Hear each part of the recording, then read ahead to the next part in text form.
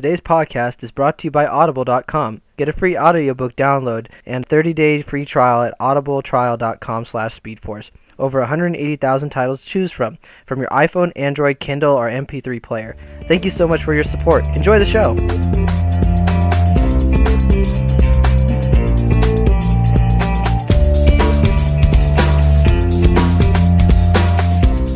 Welcome to Speedforce Plus Podcast. I'm your host, Anthony Hernandez. And I am your other host, Phil Maynard. So, what's happening? Hi, everybody. Welcome to Speedforce. If you're new, Get out of here. nah, we stay. like you. Don't leave. So this week we're doing the episode The Runaway Dinosaur, which everyone was very disappointed because there was no dinosaur in the episode. Yeah, I thought there was going to be for a long time. I was really hoping that Flash would have to run away from a dinosaur. I was hoping you had to chase a T-Rex. No. So, spoiler alert, Barry gets his powers back finally. Dude! Yeah, I know. If he was watching this before the episode, You guys really are new to our podcast. We spoil it throughout the hour. I was looking at our numbers. Like, we're over 50 episodes in now of our podcast. Yeah. And then The Flash started in 2014, so that alone, we've been doing this for 2 years. Yeah. We have over 68 episodes. Remember, we did a special for the 52nd episode. Yeah, it's pretty soon we'll get to the 100th episode eventually. Yeah. Probably somewhere near in season 3, maybe season 4 of The Flash. Season 3 will hit it. Well, I'm trying to think, there's about how many episodes? 24 episodes? 23 episodes a season, essentially. And then there'll be there'll probably be 5 or 6 specials in between there when they have the breaks, and then we probably hit season 3 or season 4. Season 3, because we're going to be doing a DC movie every other week coming up this summer again. So I think well, you guys, there'll be a special episode. We'll find something to do on the 100th episode. Maybe we'll read past comics or something. I don't know. We'll do something if we can find them. If we can find them. Yeah. We probably lost so many of them. Yeah, so this episode is the one famously directed by Kevin Smith. He did such a great job. He actually liked one of my tweets. During the episode, I tweeted out when you see Barry with the Speedforce tells him, "Oh, you better go catch that," and you see a thing speeding around. I tweeted out, "Oh, I bet that's him that he has to catch himself," and someone commented, "Oh, that's deep," and I was like, "Nah, but seriously, doesn't that seem like something Kevin Smith and the Flash would do?" And then actually, Kevin Smith liked that tweet, and I was like, correct. I was right, and Kevin Smith was like, he knows what's up, man. He knows what I'm doing. I just figured that was his Speed Force, but how the other one was talking to him, that was his personal speed. Oh, hit the table. Sorry, guys. But that was his personal speed that he had to catch it and take it. It was a little spike. Yeah, it was a little spike. If you hear that thud, I just slammed Phil's head into the table. It's all good. He's just it's just a flesh wound. It's not that deep. But I need to go to the hospital, dude. I shouldn't have had this much blood. Yeah, but we called it in a sense. We called it. We totally called it. We can legitimately say that we called it. A full on bragging rights call it, I would say, is if we did not see a preview for the next episode. Because we knew that he was going to go into some sort of limbo, and we knew that he was going to talk to something that wasn't Joe. Yeah. But then we kind of filled in the gaps, and we were correct. It was some all-knowing entity, and he was in the Speed Force. Yeah. And we didn't... I don't know, did we say that he would have to get his Speed Force back there? Yes. We did say that. So we did call a majority of the episode, and then Phil got Kevin Smith to his tweet because he called that too. Follow me at Speedforce Pods. You can follow my live tweets on Tuesdays. And we did call another thing that Wally would get up and Jesse wouldn't. Mm-hmm. But she wasn't in a coma for as long as Barry. But we did see the spark that totally says that she's going to be Jesse Quake. Yeah, we saw the little Iris spark that happened when Iris touched Barry. A bigger one actually happened when Barry touched her. Yeah. I wonder if when he touches Wally, I wonder if that's activating Speed Force. It might.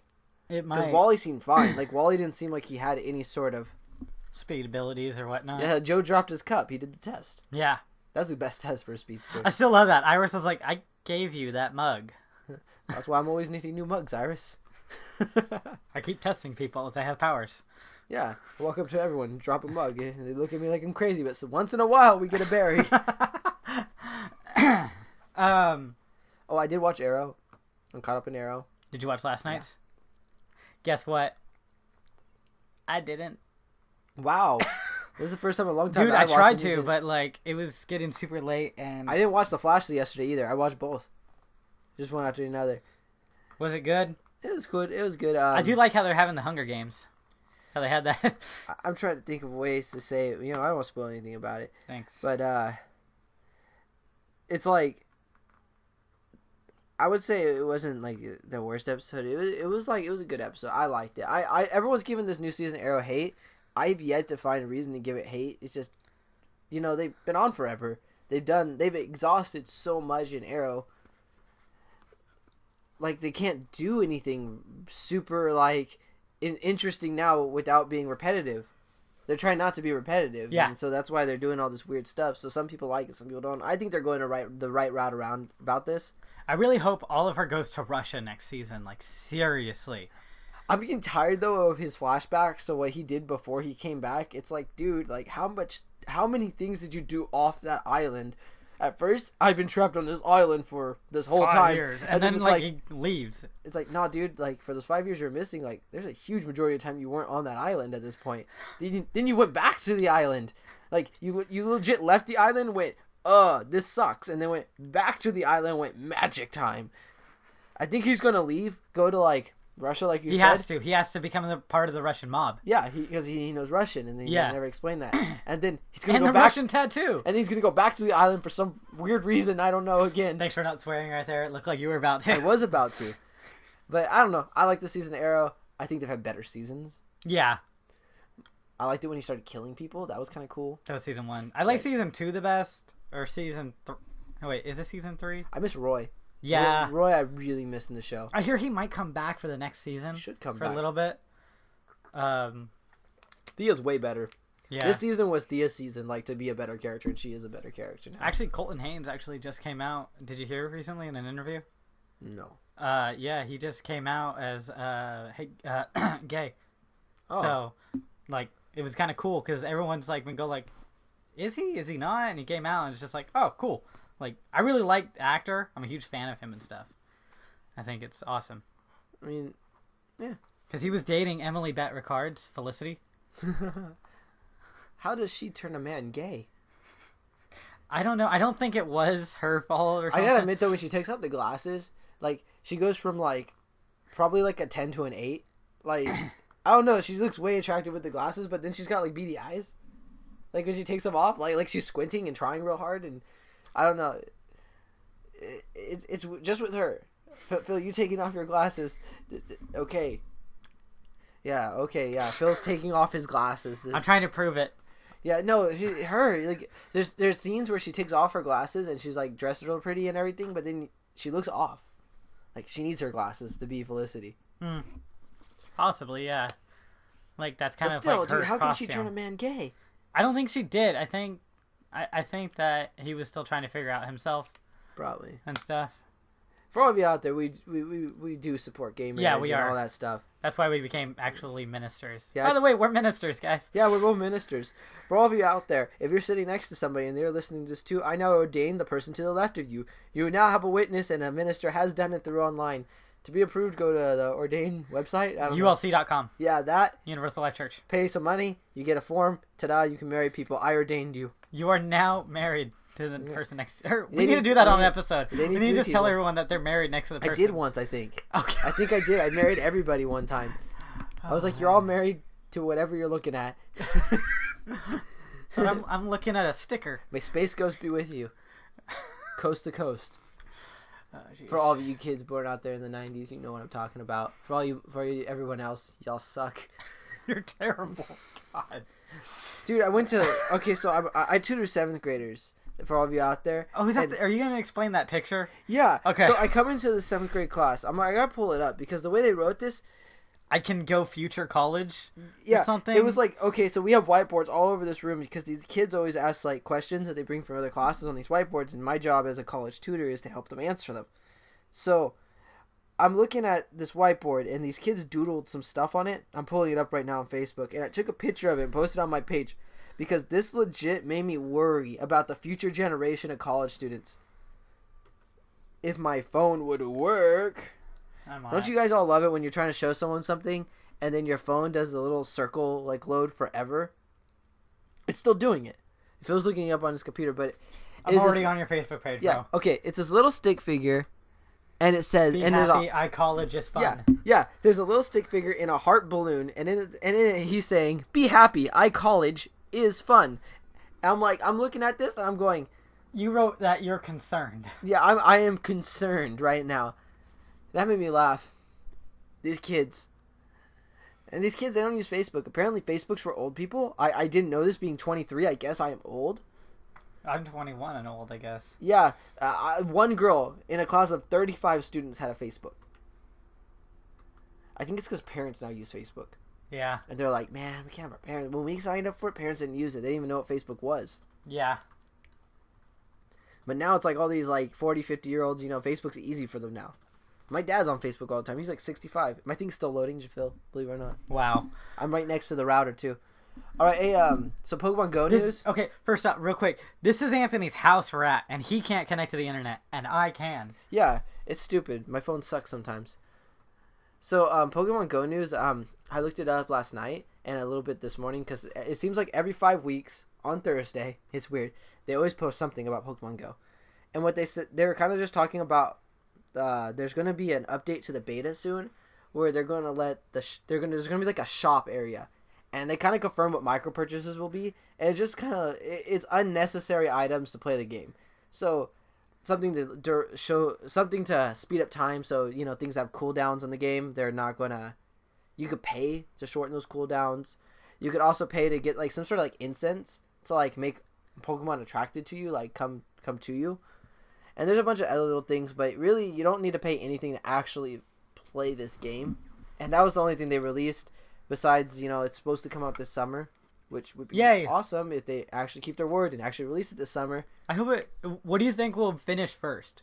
The game releasing in summer or the Walmart Supercenter area? Oh, build a million here. That is a tough race. That's a tough race right now.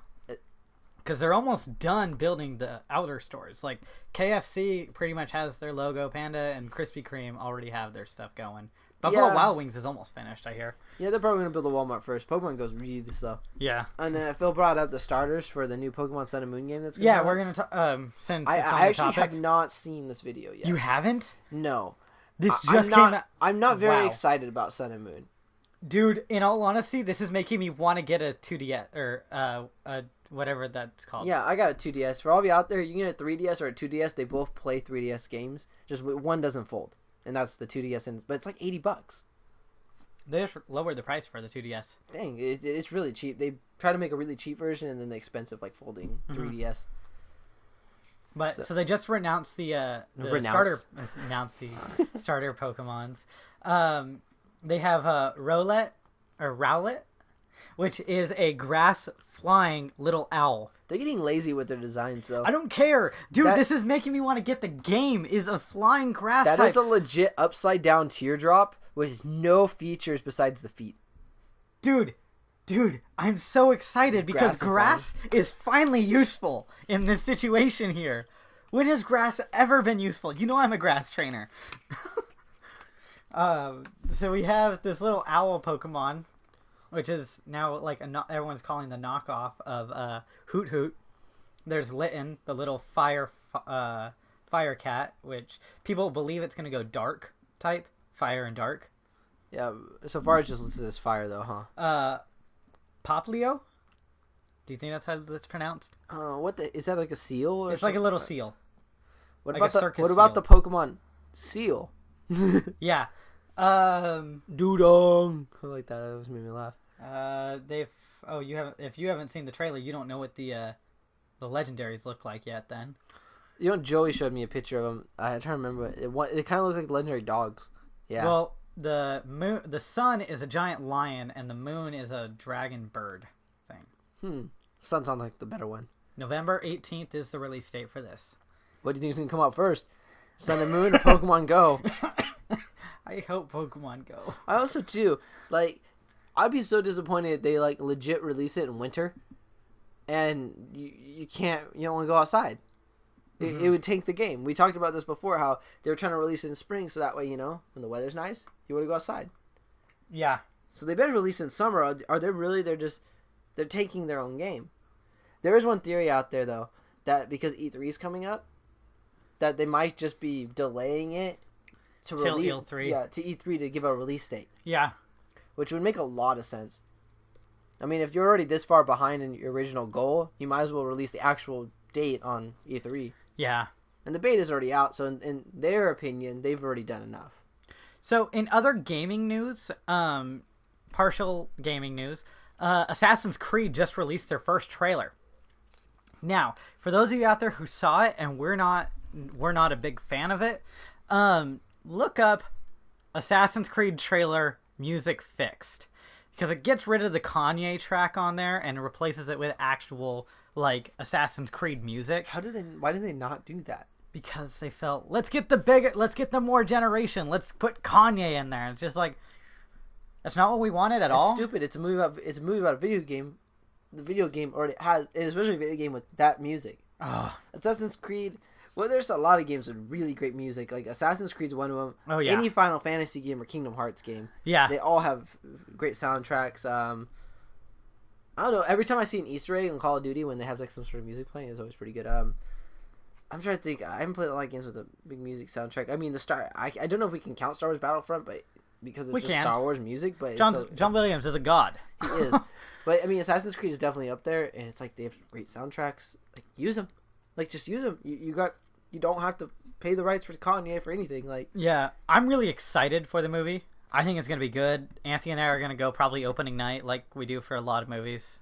I think it fits into our superhero/nerd category, so we'll go the premiere night. The trailer makes it look a lot like it's just its own standalone story, though. Yeah, it's gonna face where he's part of the Assassin's Guild taking on the Spanish Inquisition, so that'll be interesting. We'll see how that goes. Obviously, they show some really cool homages to the game that if you watch it, you'll understand and go like, "Oh man, I can't wait to see that in the movie." But yeah, Abstergo is still part of it. Apparently, the guy was executed. He must have been a criminal. Yeah, he got like put down, and he just like wakes up and like, "You're in Cadmus" or whatever. What is that? Abstergo. Abstergo. What's Cadmus then? Cadmus is from Young Justice, bro. Young Justice. Yeah, but he's like, it's like you died just like I don't know, like a few hours ago. Like, here you are. We're gonna put you in this machine and you're gonna relive past lives. Dude, I like how they're doing the machine. I know you weren't a big fan of how they changed it up. I mean, it makes sense why they changed it up, though. I mean, it makes total sense that it has 100% movement for the body and instead of just laying there. And it's in the air, so like nothing can stop him from moving. Yeah, any way he wants. It kind of reminds me of the Animus when you're like in the Animus waiting for the game to load and you're just running in that whole situation and like you can turn twit and like you're just bored. Yeah, because most of the time, isn't it? If I remember right, you're just like laying in a tank, kind of. Like, yeah. And it's just like essentially, and you're not free move. Your body doesn't move. No. It's like it's all in your head. I don't know. I haven't played enough Assassin's Creed. You've played a lot more than I have. Like definitely a lot more. Like I haven't beaten Black Flag. Neither have I. Really? No. You played it a lot more than I have, though, for sure. Yeah, I've tried, but I usually just get sidetracked with it because I love parkour and I just like running off of things and I like to explore. I like exploring the small islands that you find, and it's just like, ooh, I'm gonna go jump on that island. My whole crew's just like, don't jump on the island. We have a place to go, and I'm like, I'm jumping on the island. Just I like it when they sing the shanties. Yeah, the songs. All right, so Pokemon Go. There's an Assassin's Creed movie coming out. Oh, we got two more big things that we can talk about before we get into Flash. First off, Supergirl, guys. It has just been confirmed that it is getting a second season on CW. It means crossovers will be a way easier thing to do. Yes, so do you think they're going to combine the Earths like a convergence? Or they could now. Yeah. They could now. It's a total possibility. Yeah, they could totally add her into this other world. I don't think they would do it for season 3. Because if I were a writer, if I was writing this successful show, season 2, you mean? I'm seeing season 3 of The Flash. Oh, okay. I'm very Flash oriented. Yeah, the whole name of the podcast and all that. Sorry. But if I was writing these scripts, I would say that we would expect it season 4 because I bet you they've already written a lot for season 3. There's no way that they're just going. They're totally writing season 3 right now. They're probably already done. They probably finished season 2 a long time ago But, I mean, maybe halfway through season 3. But I could see that coming. All the Earths come in one. Then Supergirl ends up being part of their universe. I don't know where that puts Superman. That would be the biggest problem. Yeah. How could they get away with this without Superman? Yeah. I don't know. Lex Luthor kills him Or somehow. maybe Supergirl and her gang somehow gets trapped on Earth too. National City just gets like taken like Kandor. Yeah, another Earth. Something weird. Somehow like maybe she gets isolated and she gets stuck on Earth too, kind of like how Jay was. Yeah. Well, here's the thing. Not Jay. Sort of Jay. But here's how I figure it's going to go down: is they're going to transport. Well, here's the thing: is they're no longer filming in L.A. anymore. They're actually moving to Vancouver to film the show now, since it's going to be on CW, which means we're not going to have the same locale as we did on Supergirl. It's now we're going to have all the same locale as Flash and Arrow. Well, we'll see how they do it. I heard the budget got cut though. Yeah. Which is kind of a bummer because if the budget gets cut for Supergirl, there's a lot of things that they can't do. That they can't do now. But heck, if they start writing it a little better, they can always be on get the CW. Yeah, they can always get more money because being isolated from the Flash and Arrow really hurt that show. Yes, it really did because everyone was expecting it to come together and stuff. That one crossover event helped keep it going. Yeah, it got them confirmed to be another season, but they had to get it on another station because CBS wasn't liking it. CBS wasn't for them. Superheroes going to do amazing on CW. Oh, yeah. Because it's going to be part of their little superhero lineup. And Monday, Tuesday, Wednesday, Thursday. Anyone who watches The Flash or Arrow is going to end up watching Supergirl. Oh, did you hear that they might also see... Okay, this is a rumor that I heard, like, just yesterday. CW might get the rights to do a Constantine show. Yes. Which means if they did it, they could put that on Friday night, which means Monday, Tuesday, Wednesday, Thursday, Friday. There's a superhero show every night, and us nerds will all be alive. I mean, they're doing really well, all these shows. If it's on CW, it's doing well. Yeah. Fox is doing okay with Gotham. I think Gotham's great, dude. Have you caught up? No. That's why you don't think it's doing great. No, I still like it. I really like it, dude. I really like Gotham. I just haven't had time. I haven't seen any episode that's came out in 2016. Those are the best ones. Ever since Mr. Freeze was introduced, I haven't seen an episode. Those are like the best ones. Are they? Yes. Is Riddler in them? Yes. Oh. He's way better in them now. Oh, God, every single character, way better. I know. I need to watch it and stuff. I really, really want to. But I've been super busy with so much going on. You're at that point where I was thinking, oh, Gotham's not that great. And then once Mr. Freeze was entered, like, the whole show started taking these turns that made it a lot better. Honestly, it's like, you gotta watch them, and then your opinion's going to dramatically change about how Gotham's going. Because you're going to be like, dang, Mr. Freeze is cool. Who is it? Hugo. Hugo Strange. Hugo Strange. He's in the show, right? Yes. Oh, your response means that he's in, like, a lot of episodes. Yeah. He's, like, a main character at this point. I heard that is it correct? I think, if I read the right thing, he's played by B.D. Wong, the actor who was the guy responsible for bringing the dinosaurs alive in Jurassic Park and Jurassic World. I'm not sure of that. I don't know the actor's name, though. That's why. Okay. But honestly, yeah, Hugo Strange is, like, a super main character in this new season. Like, he is the main bad guy in this season. Ooh, interesting. Yeah, and they get in all the, like, the Thomas Wayne stuff and how he's kind of like involved with Hugo, and it just gets really intense. And then Bruce ends up becoming a better character. Gordon is he as whiny still? No. Yay! They took away his whininess. Oh, good. I won't tell you how, but they just took away his whininess. And then they made what was his name? Alfred? No, Bullock. Yeah, his boss. Oh no, no. Michael Chiklis is the actor. I can't. Kind of big bald guy. Yeah, the guy who plays the Thing in Fantastic Four. Yeah, he's got some crazy stuff going on now, and especially this last episode. Anyone's watching right now is going, "Don't tell Phil what just happened on Gotham," and I won't tell you what happened. Answer on me Gotham. one thing right now. No, not not on that. God, no. I just want to know, is one actress still in the show? What, Kat? No, I don't care. I'm saying, is Gordon's girlfriend still in the show? Barbara? No. Oh, I know you mean the one who was in Deadpool 2. Yeah. No, she left the show right now. Currently, she hasn't been like 3 episodes. Darn. But I really like her. But it makes sense why. Okay, They make complete sense why. I'll see what's going on. She might come back. I don't know, but he needs to be a Barbara. That's the only way it makes sense. I don't know how they're gonna get back together or whatnot. So they kind of explain how, but at the same time, you're going like, I think it's a lie. So I don't know. I'll see. Yeah, watch them. You'll like them. You'll be like, Gotham's really good. It had this whole dry spell here where it wasn't that good. I'll set aside a day to just binge it. Stuff. Yeah. What else do we have to talk about? Oh yeah, did Civil War come out last week? Because I think it came out. So we're gonna talk a little bit about it. We're not gonna spoil anything, guys. No That's gonna be in 2 weeks. I mean, we talked about the comic book and how we saw that and what we thought would get carried over to the movie, and some stuff was right, some wasn't. I thought it was really good. I walked in there as a Team Iron Man supporter. I left there a Team Iron Man supporter. There was some stuff in the movie that was super predictable, but it still worked really well for the story. At some point, you gotta ask Cap, is Bucky worth it? At some point, even Bucky asks him that, but I don't want to get into no spoilers. But at some point, you gotta go, dude. Is Bucky really worth all this at this point? Like, is he?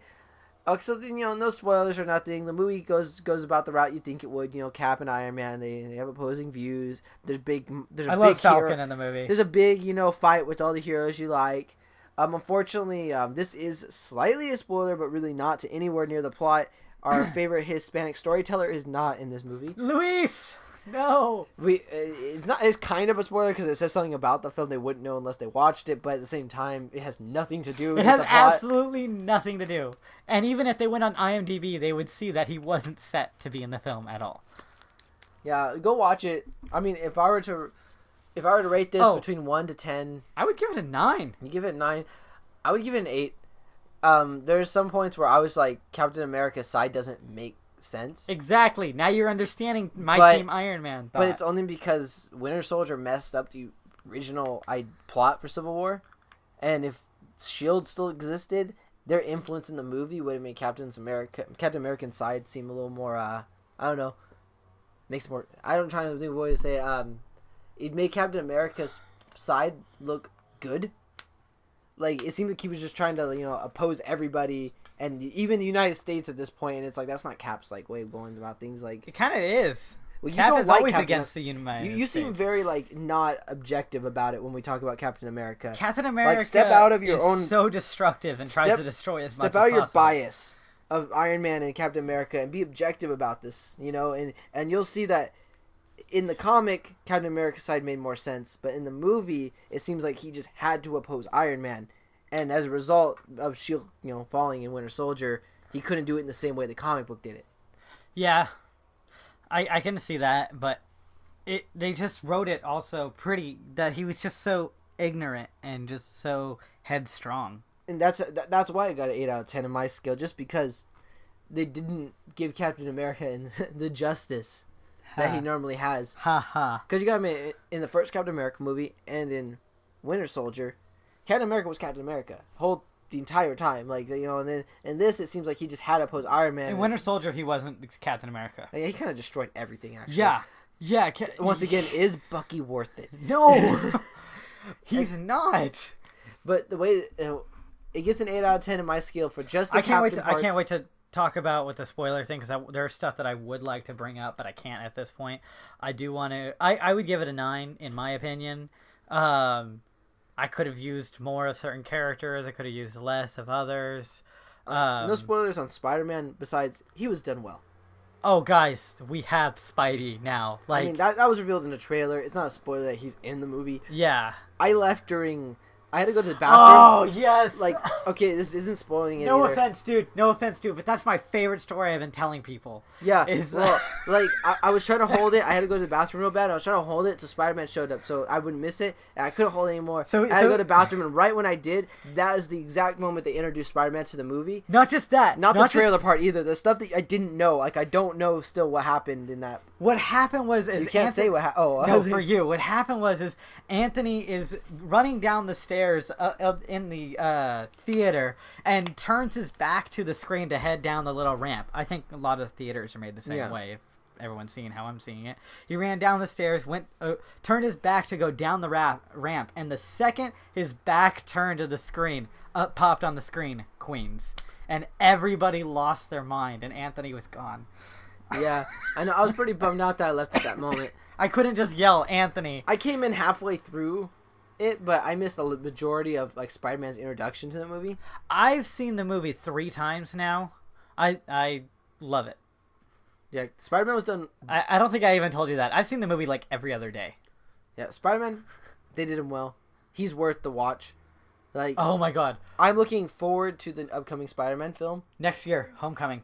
Boom. And they actually bring up the term homecoming in yeah, they reference the movie. it. Yeah, they reference it. Try to catch it when you guys watch it. It's like within the first like. They repeat it a few different times. Actually. Yeah, they repeat it. Well, the first time it's brought up is in the within the first minute of the film. So yeah, look for the word homecoming. You guys will catch it. But there's really not much more we can say. One more person that we have to talk about. Black Panther. He was amazing. Probably one of my actual favorite parts of the film was that character. I like Black Panther a lot. I mean, like, I liked him, and the way they did him was great. Black Panther in this movie was great. I just felt he was almost unnecessary to add to the movie. I feel that bringing him in this way was a really good way to introduce the character. It's like he was just like Spider-Man. Like, they added him in just to show that he exists in this universe. Yeah. And then he got a bigger role than Spider-Man, which kind of bummed me out because I wanted Spider-Man to have as big a role as Black Panther did. Well, the thing is they confirmed Black Panther before they even confirmed Spider-Man. So, but yeah, he was done really good. I mean, the Black Panther movie is going to be fantastic. If this guy does exactly what he did in Civil War, it's going to be great. Yeah.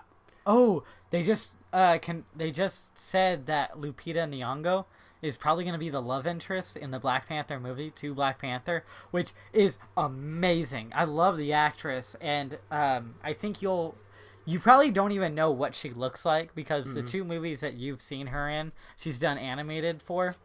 Like, she was in Force Awakens, she was the Maz. She was Maz. The short, like, yellow alien? Yeah. She was the voice of her, and she was the voice of the wolf in Jungle Book, the movie that came out recently. Did you see that? No, I've not seen Jungle Book Okay, yet. well, she's the voice of the wolf that raises Mowgli in that, which is just from the books and stuff. All right, so we covered Spider-Man, Black Panther, the kind of the differences between the comic and the movie. We can't really say much more without spoiling the movie. Yeah. Because you guys just got to go see it. Eventually, we're going to do a big review of how this all played out, how we saw it scene by scene and all that. Phil's obviously seen it more than I've only seen it one time. It was a premiere. Yeah. I also have the entire airport scene. It was posted on Facebook somewhere, and I found out how to download a scene, like clips from Facebook, and I got it. Like, somehow. You can't tell them how to do that, though. No. Haha, but you guys But can. someone It's a posted it. possibility. Someone posted it on Facebook, so I was like, oh. I saw someone wow. posted the whole Deadpool movie on Facebook one time. I was like, what the heck? Like, seriously? I heard that they were gonna leak a footage of where Ryan Reynolds is in the theater, like, filming the movie himself. No, we talked about this. That was like a fake. That was the idea that me and Joey had one day. Oh, I thought that that was an not, actual thing that people thought was gonna happen. No, it was just Joey? me and Joey. Yeah, me and Joey said how troll would it be? How funny would it be if you know the leaked footage of Deadpool would be Deadpool recording it, just talking over the entire movie the whole time, making it so you couldn't even really hear the movie. Hecka sloppy, like he's only recording half the screen, like, and then going back to himself, and then guys, watch this, and then like covers it just for a second when the like important part happens. Yeah, you know, just ruining the movie, but it'd be funny because it's Deadpool, so it makes sense. Are you familiar with honest trailers on YouTube? I've seen a few a while back, but I haven't seen them recently. Well, Honest Trailer just did one for Deadpool. Just did a Deadpool Honest Trailer. I don't think about it. Wasn't he in his own Honest Trailer? Yes, he was just in his own Honest Trailer. Like, Ryan Reynolds shows up as Deadpool in it. He's like, Deadpool, you're here? And he's like, yeah, obviously I'm going to crash my own Honest Trailer so we can talk about this. And they're like, wow, you are so meta. It's just like... He is, though.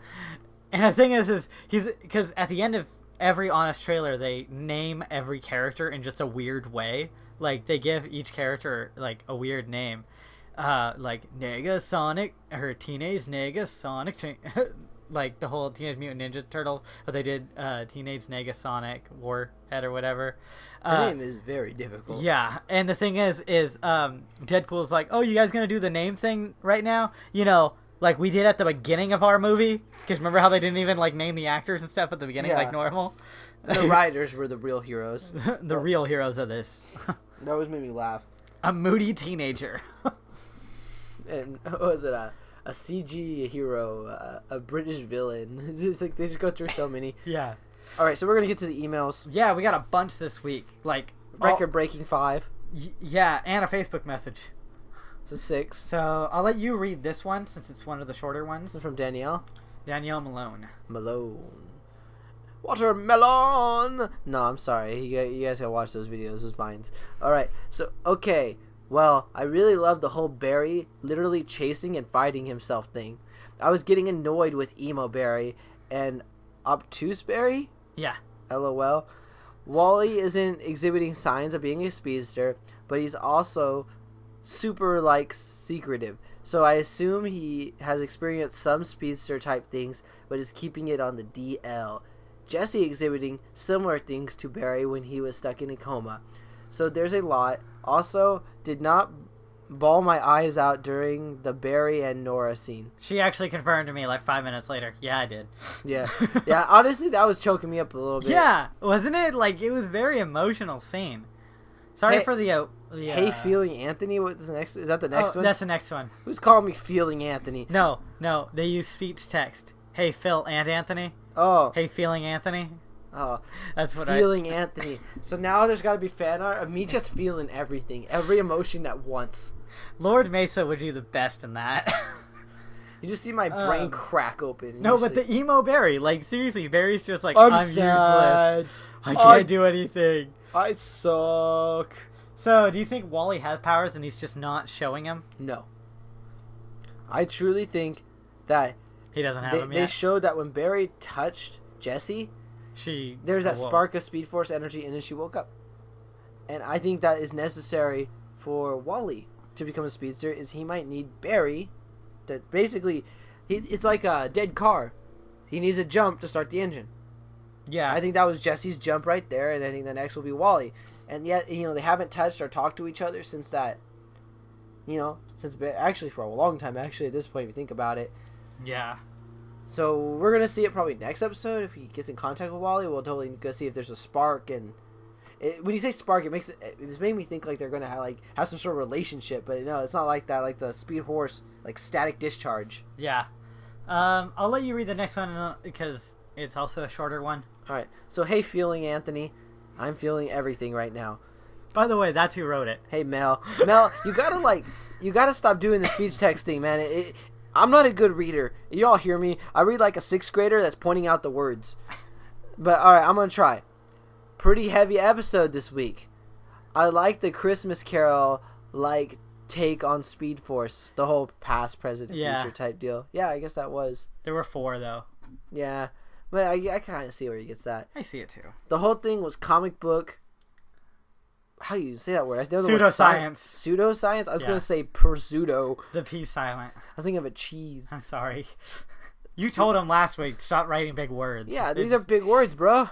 Bruh. All right.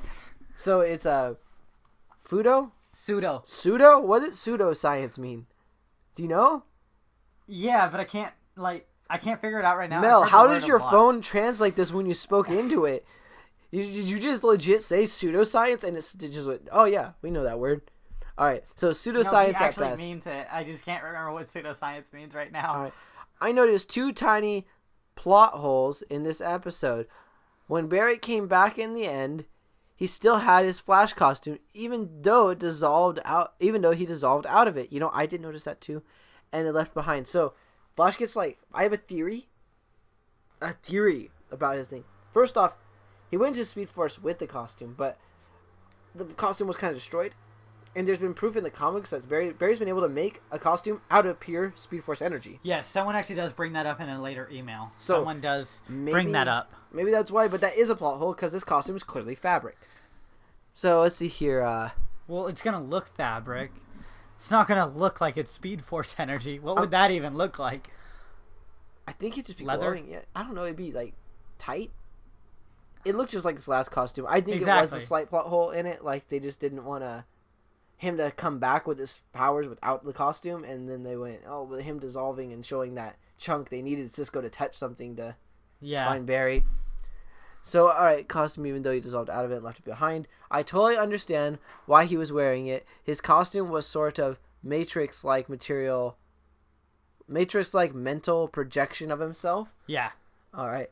The second plot hole was at the end where Zoom referred to people of this world as these humans.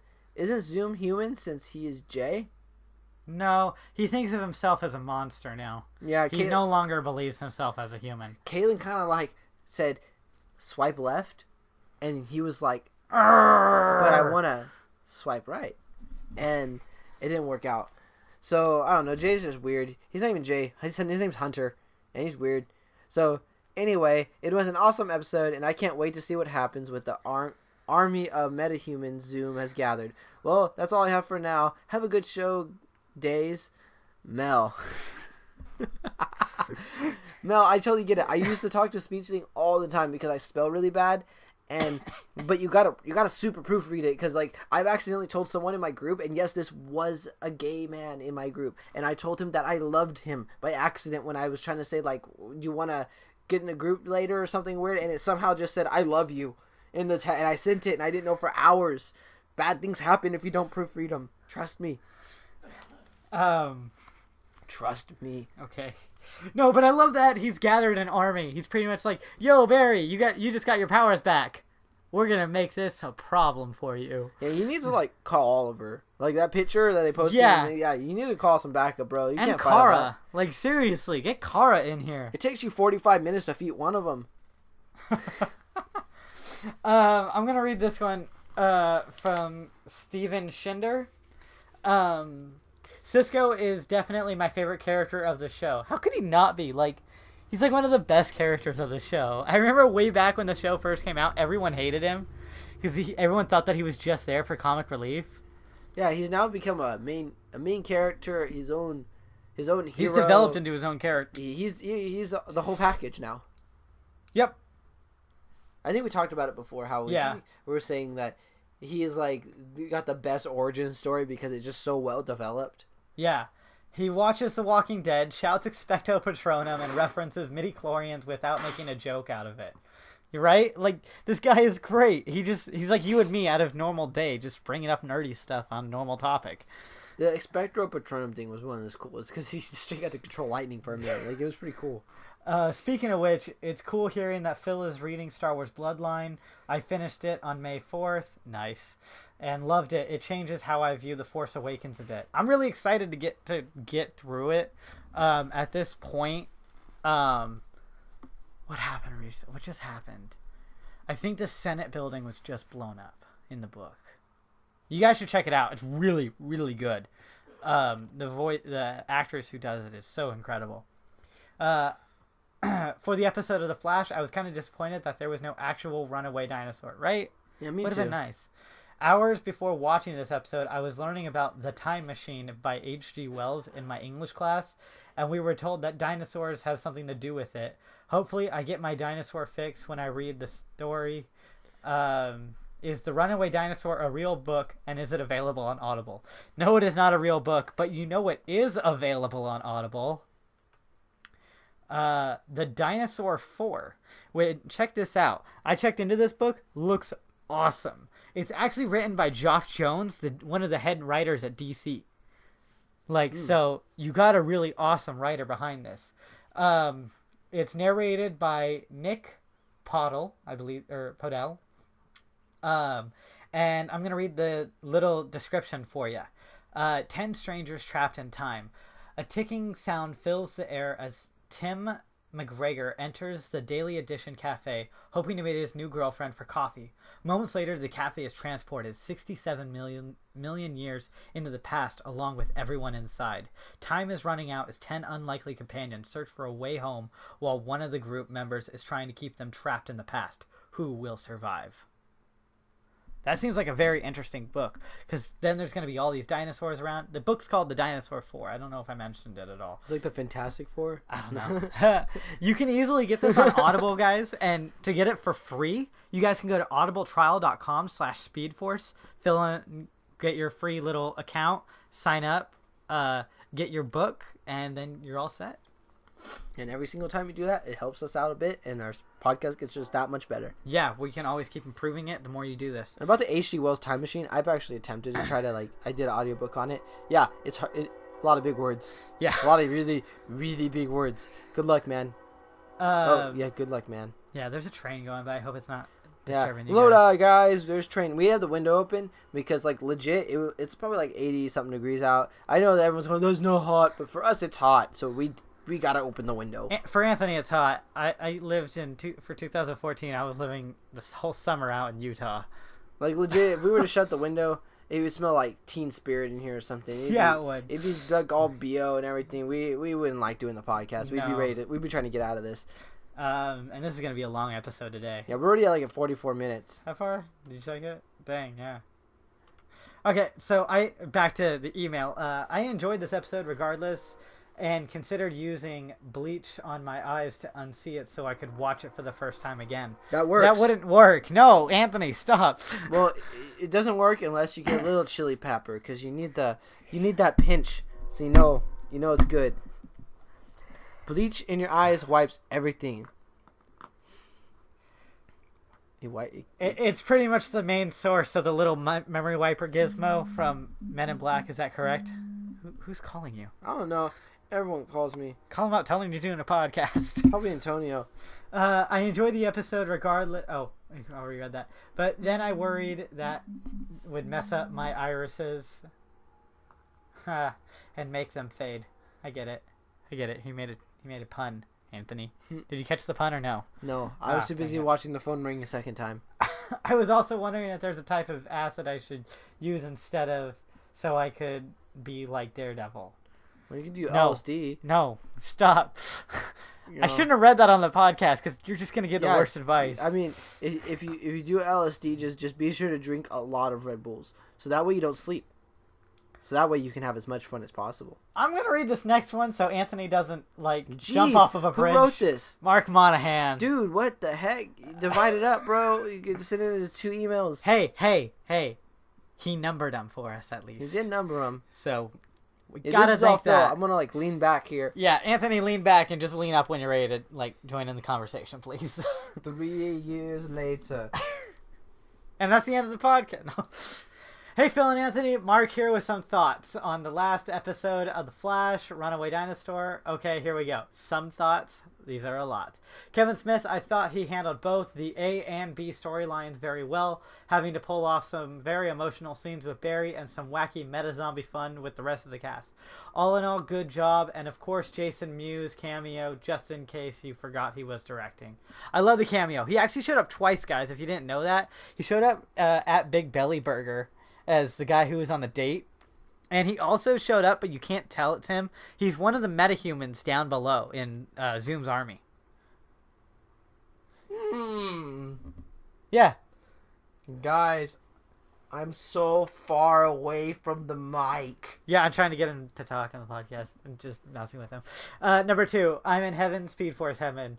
So Barry is stuck in the Speedforce and has to finally come to terms with his mother's death. Some very moving scenes and a good way to move Barry along as a character. Having to let go of this weight that he has seen drag on him for almost 2 seasons. Side note, I wonder if Kevin Smith cried while he directed the scenes of Barry and his mom. I know I got a little teary at the end. Everyone did. There wasn't a single person who was like, yeah, I'm emotionally stable right now. I got teary-eyed too. Yeah, and yeah, I bet he cried. He cried during the season finale of the show when season 1 aired. Zombie Girder. This was silly fun, finding that Star Labs has a morgue, a zombie with superpowers, and Cisco's reaction and explanations were funny, and just the right balance with a heavy emotional scenes with Barry. Side note, Iris really showed that a really strong character she has become in this episode, with both taking on Girder and reaching out to Barry in the Speed Force. Okay, I want to talk about the Girder and morgue real quick, guys. Hey, Anthony, did you know that both of that stuff is from iZombie? The set that they use for the morgue is the set that they use for the morgue in the show iZombie. Really? Yes. And I looked it up. I actually saw set photos. I've seen all the episodes of iZombie. It's the same. It's the same morgue. Next time you pay attention to it, you'll actually be able to tell. It's really cool. That's funny. Because they're both CW, so they were able to just go hey, I'm going to run over. Real quick. Yeah, they're like, hey, I'm going to run across the street real quick. We're going to use this. And she's like, okay.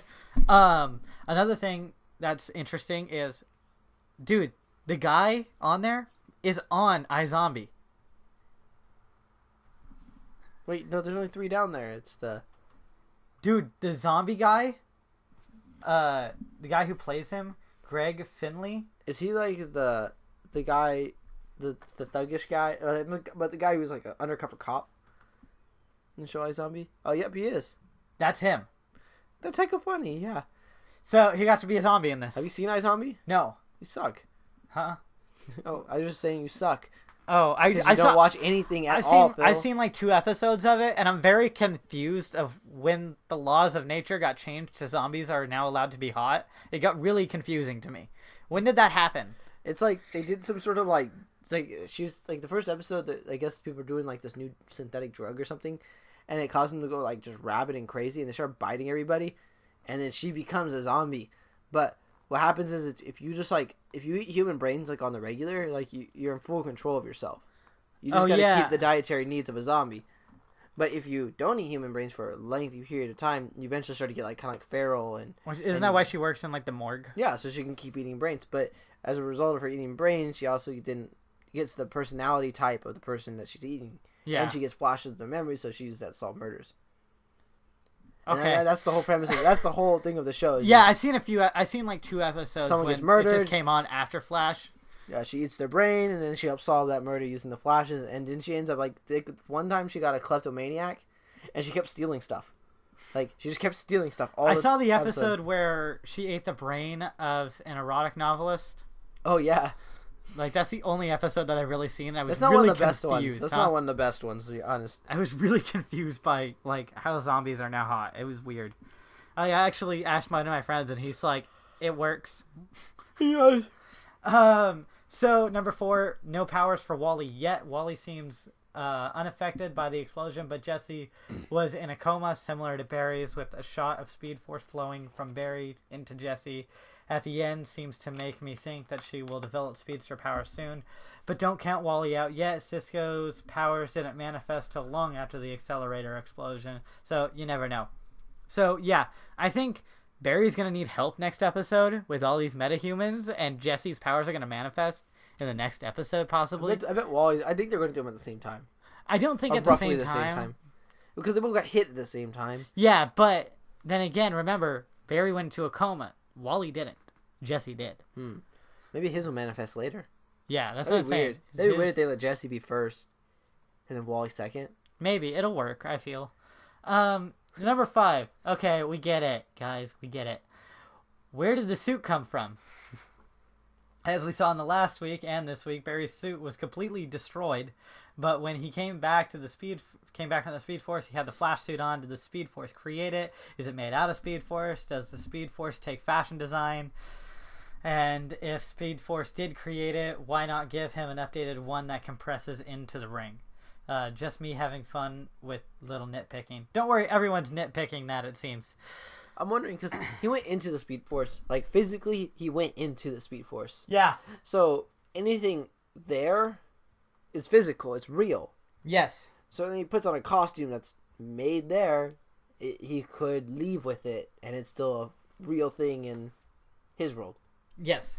That's how I'm seeing it. They just made a whole new costume in that area, and then, ta-da, Barry can leave with it. Yeah.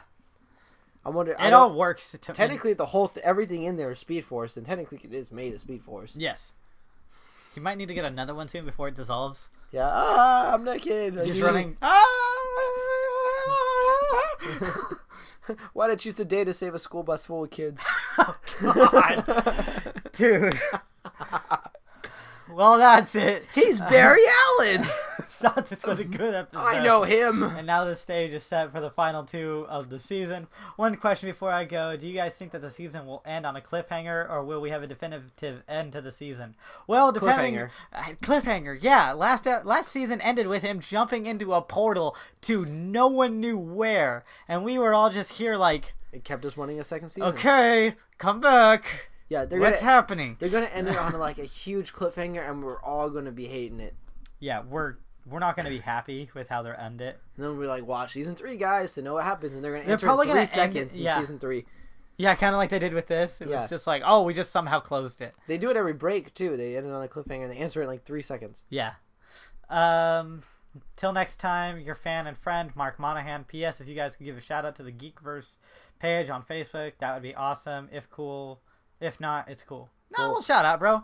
Geekverse is his own little... No, we're not shouting out to it now. Okay, cool. It's not like we already said Geekverse page on Facebook. Yeah, Geekverse. Yeah. Yeah, you guys it's his own little group. You guys should not go on the Geekverse. No, I'm just kidding. Go to Geekverse. This is where it's like Anthony's advice, where don't listen to it and actually do it. If you drink bleach, you will be able to go through things. You know we have kids that listen to this podcast, and if right? they do that, according to Darwin's theory, they weren't long for this earth.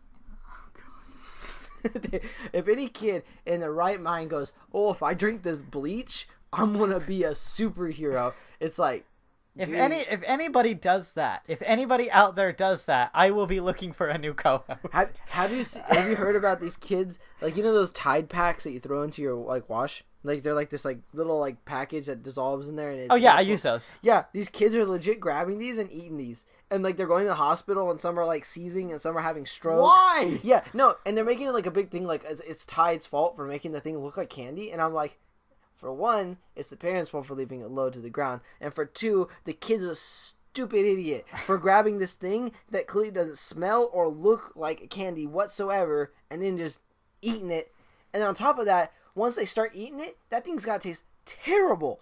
Like, there's no way this thing tastes good. And they still swallow and like, oh, it's good. And then they just get sick and go to the hospital.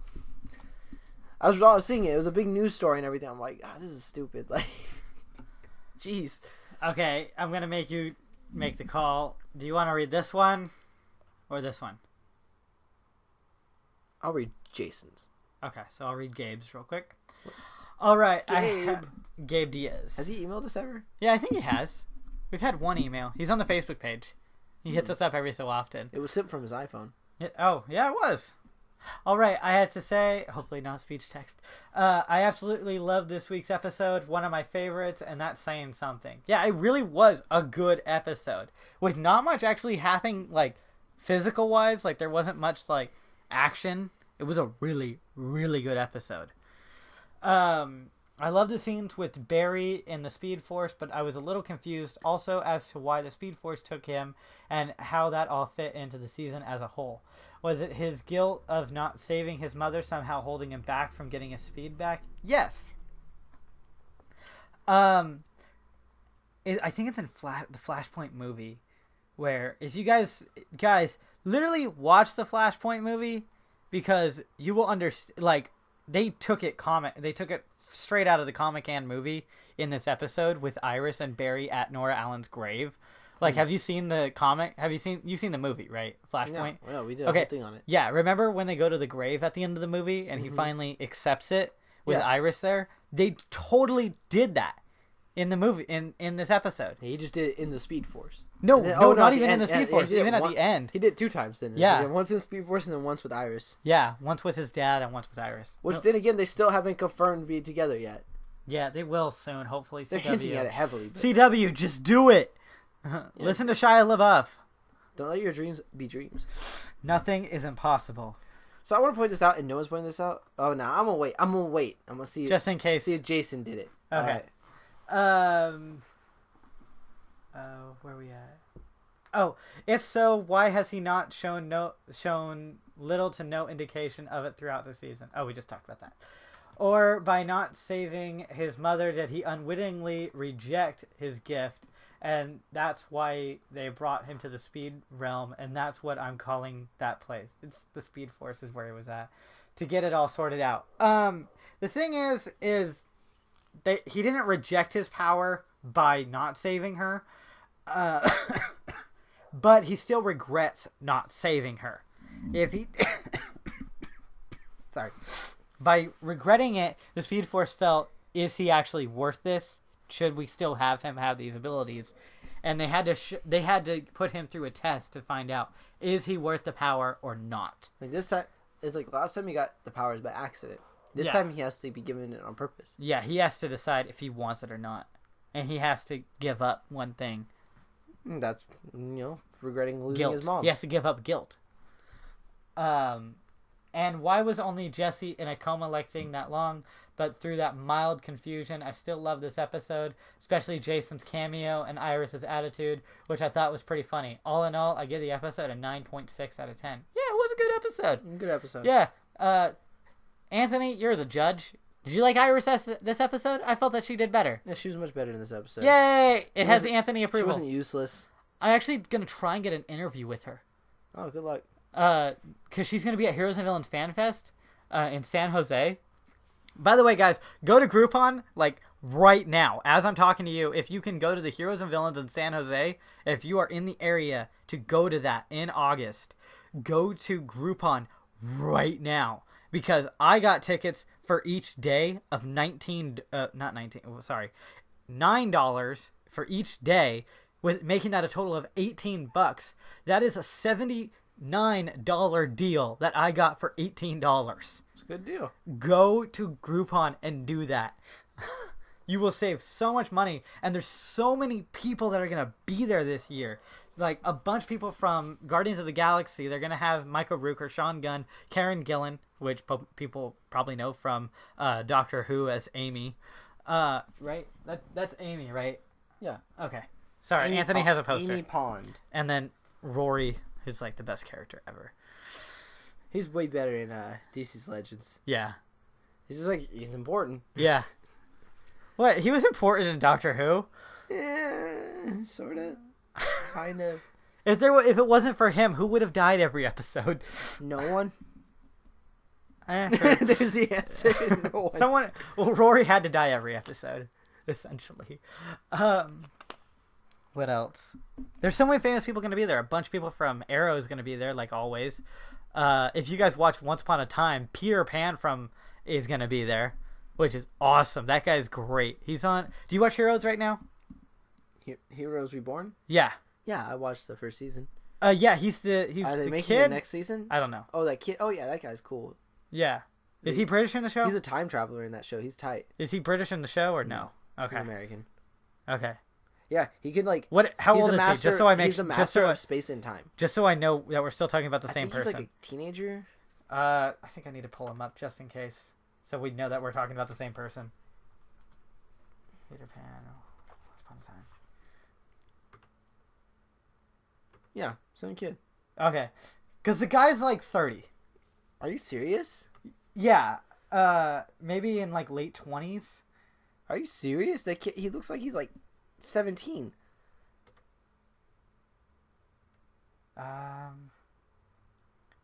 What? Okay, someone must have lied to me, because yeah, he's a year younger than us.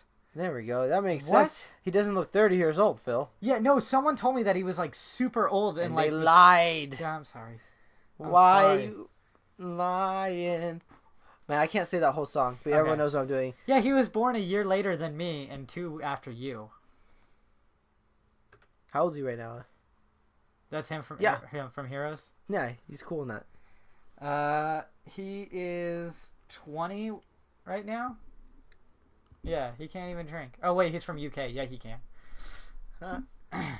Partying with the heroes. So we got one last one. We're an hour into the podcast. We still haven't even started the podcast. Okay. All right. So this is the last email. After this, I'm gonna point out something that no one's mentioned on this though. Unless Jason brings it up right here. Yeah. Hi, Anthony and Phil, or Phil or Anthony. You got it right the first time. Anthony and Phil this week. Yeah. Well, what an amazing episode of The Flash, directed by Kevin Smith. Barry talks to the Speedforce. Somebody please explain how you can do that, because he's the Flash. Yeah, that's the best way to describe it. The Speedforce is an entity. It's not just it. The way to describe it in the show is the only way I could actually describe it. God, there's no way to really describe it. Yeah. Because essentially, I like how Barry puts it. So what you're saying is I'm essentially talking to gravity. And he's he's talking to a concept. Yeah, it's it's kind of really difficult, but I can easily explain this. I can actually easily explain this within few amount of words. He's crazy. It's comic book logic. Don't look too much into it. Yeah. There we go. Girder comes back from the dead. Jesse either has the Speed Force or is borrowing speed from Barry. That's an interesting theory. Well, in the comics, speedsters can give each other speed. So, all in all, it was a good episode. I heard in an interview with Teddy Sears that in the last episode of the season that is out of left field. Meaning it's really weird. And it's gonna go really crazy in the season finale. So anyways, have a good show, guys, from Jason Jimbo Ritter. P.S. You should check out this week's Fat Man on Batman, where Kevin Smith interviews Teddy Sears and the guy who wrote this week's episode. Yeah, we'll check it out. It's another cool podcast. For a minute, I thought it was a typo because I was like, Fat Man on Batman. No, that's Kevin Smith's podcast. It's Fat Man on Batman. That's funny. So, no one pointed this out. The Speed Force kept referring to itself as we. That the whole time the Speed Force was talking to him, it didn't say I, it didn't say me, it said we. Implying that there's more than one Speed Force. At least entity. Ugh. Yeah, you just thought about it too right now, huh? And you're like, yeah, it did. Wait, we already talked about how Supergirl is going to Vancouver, right? Okay, just wanted to make sure if I needed to delete that tab. So no one pointed that in the emails. I noticed it right away when they were talking because I was like, that's kind of a weird way of writing it. Maybe they said it wrong, and then she says it again, and then it says it again. It's like we, and I'm like, huh? Does that mean that the Speed Force is multiple entities? It isn't just one.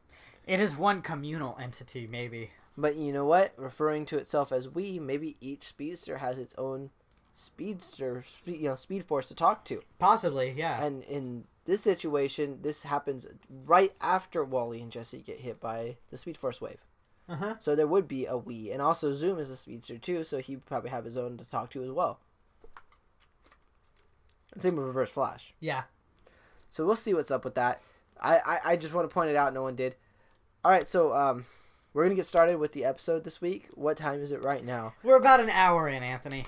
So this is the longest pre-show we've ever It possibly is. An hour and 6 minutes in. All right, so I'm going to get started right now in 3, 2, 1. My name is Barry Allen, and I am the fastest man alive. Not Finally. true. Well, Still not true. He's never the fastest man alive. Zoom is always faster. Exactly. And how much speed did he get back from the Speed Force? Did he get double the amount? It seems like he might have a firmer grip on his powers now. Like doing that, put him at one with the Speed Force, which is something Zoom isn't. Yeah, Zoom has artificial Speed Force, essentially. Correct? Am I right?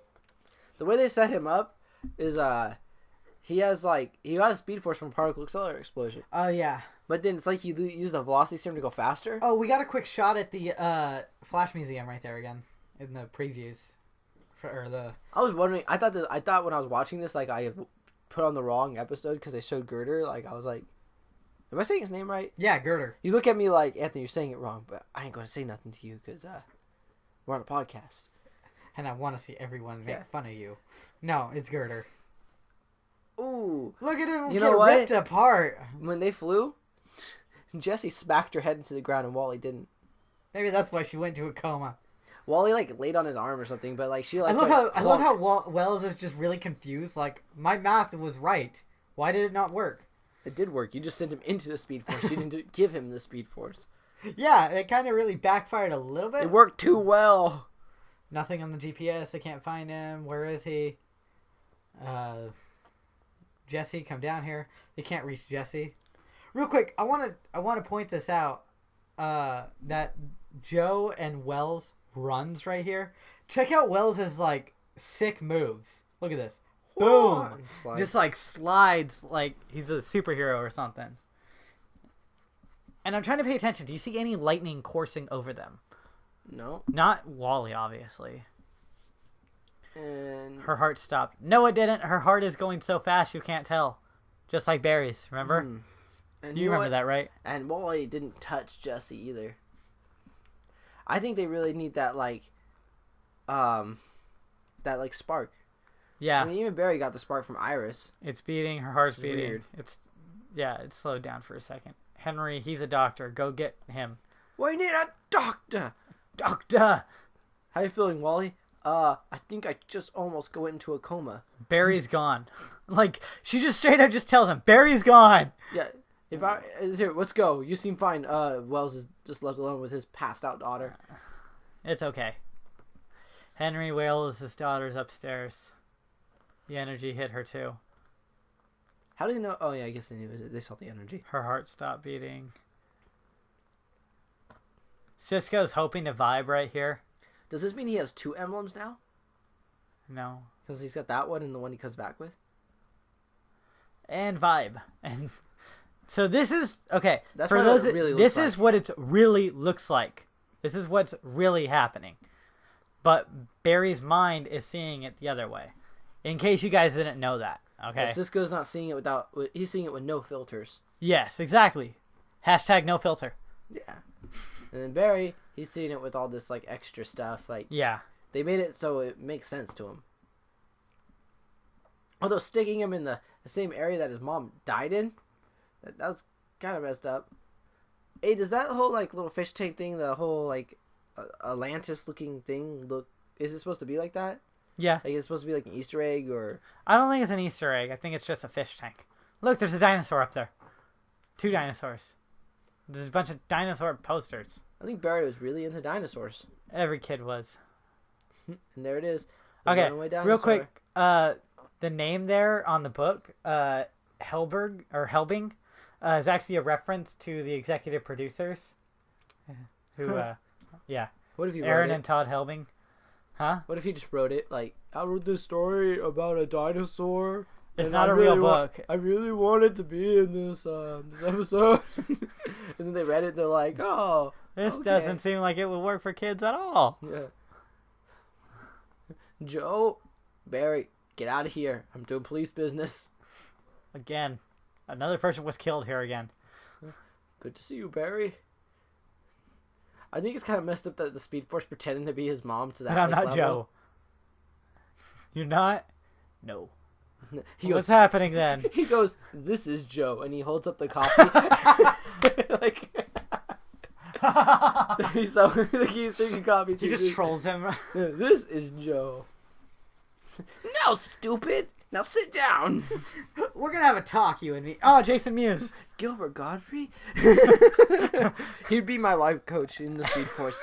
Straight up, they would not even need to change people. They do. Him and Robin Williams We? actually. Oh, that's did you catch just- that? He says, "Who's We. we?" Exactly. Yeah, That's see? a little hard to explain. Yeah. Okay. Speedforce keeps referring to itself as we. Like there's more than one. How many are there? I don't know. I'm assuming maybe there's one for each speedster, and this is Barry's. But because there's no other Speedforce that interacted with him in this, unless each person that he spoke to is a different. I wonder if Harder. Zoom went to the Speed Force. It would just be like, "Stop doing what you're doing," and he'd go like, "No." See, Helbing. Did you see it? It'd be funny if he said, "You want your speed back?" Barry's like, "Yeah," and he's like, "All right, here it is," and he just gives it to him, and that's the end of it. And then they just leave this dimension. Don't even explain it even further. So the Speed Force, what he says is that we were there when the Big Bang happened, and we'll be there when the last proton decays. We're here throughout. We are part of the universe. You know, this episode just kind of points out that Barry's power is extremely different than every single other ability given by the particle accelerator. Yeah. Like his isn't just on a biological level. No, it's not. almost on a spiritual. Directed by Kevin Smith. Yeah, Sorry. it's almost on a spiritual level. Yeah. Where, and it's also on that level where this existed before the particle accelerator. He just gained access to it because of that explosion. And they're like, I guess the Speed Force is an entity, like a sentient being. Yeah. I mean, I don't know how else to like say it. It's really weird. So we also called this where, oh, I love this. That's Trippy. He's like, yeah, we pretty much invented Trippy. Speed Force got jokes. And they got Joe jokes. They got dad jokes. Oh, lights flickering. Did you see that? Let's go. No. You're not going back. Not until you catch that. See, for me, they would give me Pokeballs and say, go catch them all. Your Speed Force is very weird, dude. Yeah, dude, I would have to go catch all 151 versions of my Speed Force. Pocket Anthony's. Yeah, I'd make them battle each other too. What if Barry caught it like really easily? He's like, "Oh, I can just trap this thing," and just figures it out. And they go like, oh, we didn't expect him to do that. He built a box. With Reese's Pieces that led to the box. I can't do this! Barry just starts smashing his head against the beam. I want to leave! I know I died! It's like, oh, jeez. You're aware that's the same way they caught James Woods in Family Guy, right? With the Reese's Pieces? Yeah. Ooh, a piece of candy. Ooh, piece of candy. Ooh, piece of candy. Yeah, Reese's Pieces would probably be my downfall, too. They're so good. So, Joe's like, hey, Henry, we need you to save Jesse. We can do this. We'll figure out where Barry is. You save Jesse. And then it's basically, even though they're all like very emotional right now because of Barry, what they're doing is they're dividing themselves out based on their skill set. Like, you know, hey, you're a doctor, let him do this. Wells, you're a scientist, you need to do this. I'm a cop, I got to do this. Yeah. Because it's like they're so. Most of the time they say, like, you know, if something tragic happens, you should focus on work, so you don't have to focus on the bad thing, and that's kind of what they're doing. Caitlin's usually the one doing this. She's the doctor, and I bet if someone else was in the coma, Jesse's other major would be doctor. Oh yeah, I major in comas. What? You can do that? Specific coma. We know how to wake people up like in 4 seconds. What? Yeah, you flick their nose, pinch their eyes, and put your finger in their ear, and they'll just wake up. And you pour bleach in their eyes. For the love of God, no one go to the hospital right now and do that. Yeah. Stop. Do it. I mean, if they're in a coma, like, they'd care. So they just had the whole thing. We were like, oh, Wells did it, and by Wells we mean like old Thawne, like evil Eobard, like he took care of that. Like they go into like a weird whole thing, and Henry has the face of I don't follow half of that, but just do it anyways. And like I tweeted out, I was like, hey, Henry has the same face we had in the season finale. I mean, he has a similar face. So this is the set. Yeah, for iZombie. Yeah, that is the set for iZombie. What do you know? Yeah, isn't it? That's funny. Yeah, that's the table. They put stuff on their main table where they have the bodies. Like, normally the bodies are laid down on that table, but they added stuff. I'm pretty sure, yeah, that's the set. And the cooler. Yeah, none of my Easter egg places told me about it. That's where he keeps the rats that he's trying to cure of the zombie. Like, he infects rats, and he's trying to cure them.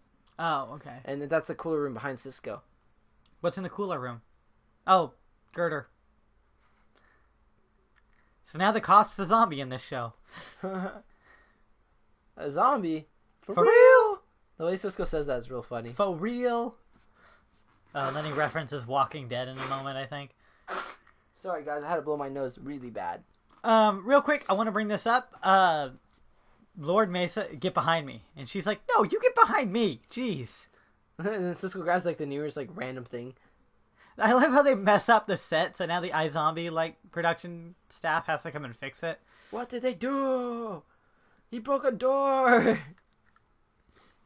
He's like, I look weird. He's like, I look good. Yeah. But I like how he keeps his powers. Even though he's, like, dead, he still has his metal abilities. Yeah. Which is kind of like in Blackest Night, when they got their powers. Or when they became back as zombies. If only he'd start speaking Russian. What? Like Deadpool. Like Deadpool, Colossus. Yeah, Colossus, yeah. I was so confused for a moment. By the way, I want to bring this up. In the show, Lord Mesa did an artwork for Cisco and Iris. He drew Iris as Daphne and Cisco as Shaggy. Oh. And also drew Scooby in there with him. That's funny. Oh, now the Speedforce is Iris. This could be the reason why they refer to themselves as we. Maybe because there's multiple people that turn into. But it seems like it's the same entity, just changing shape. Yeah. It's Beast Boy, guys. That's who that is. He decided, I'm gonna mess with the Flash today, and I'm gonna shapeshift into people, which I guess he's never done. I wonder if Beast Boy could do that eventually. Aww. Lord Mesa's drawing like a little art. Dinosaur. Here it is. That's funny. I like how Scooby just is in there. Yeah, no reason for it. Just Scooby shows up.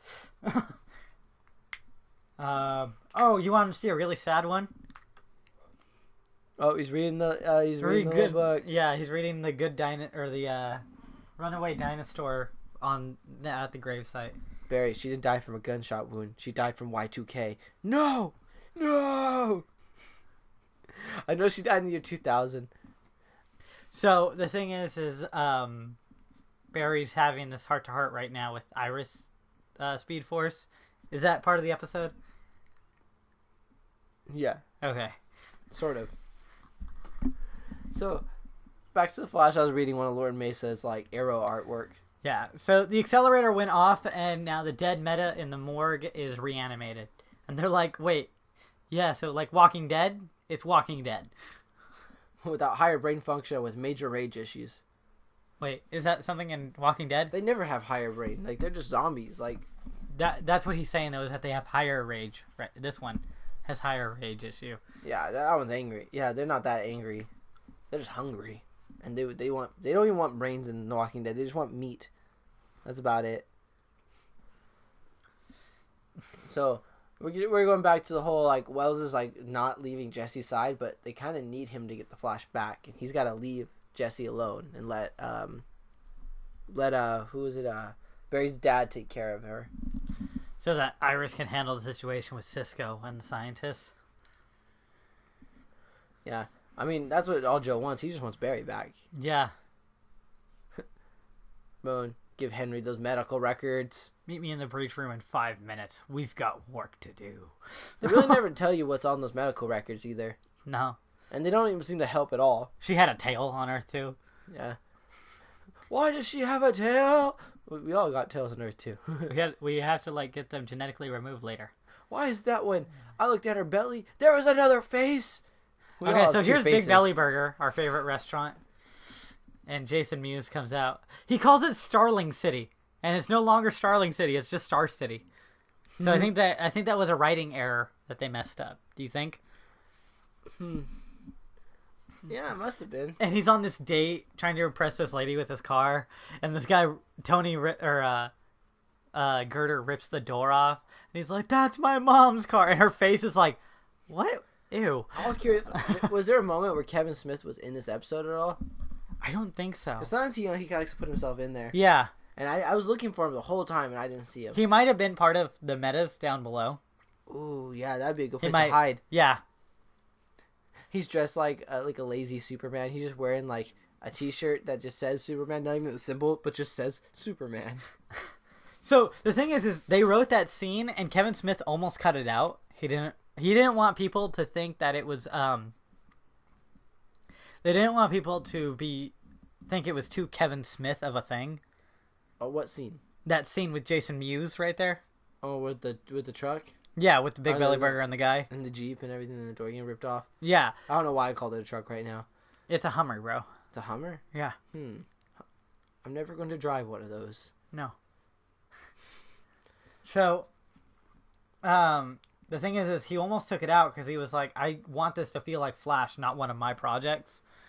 And because he's so oriented to what he does. He loves comic books more than anything else in the world. You should read his interview about him going to the set of Star Wars The Force Awakens. It's great. Kevin Smith's an emotional person. He started crying also on that. When Cisco is struck by lightning right there. Now I have speed. Yeah, I'm a speedster, yes. I think he would like that power. Cisco as a speedster would be funny. Dude, he hates having the ability to see everything. Yeah, but I think he wanted a physical power, instead of. Dude, he can open up portals to other worlds. Yeah, that's kind of scary, but I mean, if you run super fast, that's cool. That's just overall, that's just cool. Super strong, that's really cool. Can fly, that's even cooler than the other two. What he needs to do is open a portal to drop Zoom into space and just instantly kill him. Cisco could do that with all the villains. Open a portal into space. Take everyone for Earth 2, that's good. Bring him to his Earth. Yeah. Put everyone who's bad on the other Earth. Just alright, that's it. Here's the Chaos Earth. Good luck. Open the portal, drop a nuke, done. Oh yeah. In Arrow, some crazy stuff happens, by the way. Oh, really? You must watch it. In the last 5 minutes, I'm guessing? Yeah. Okay. Like every episode of Arrow. Barry, why you turning around? Barry, I thought we were friends. I need my speed. He runs so weird. I was gonna be so mad at this show if Barry went through that portal without his speed. I was gonna be like, no, don't do this. You suck without your speed. Like, you're really useless, but you'll still take on metahumans when you shouldn't. Let's just go take on the metahumans. He has powers. He just dances in front of them, and then they just beat him up.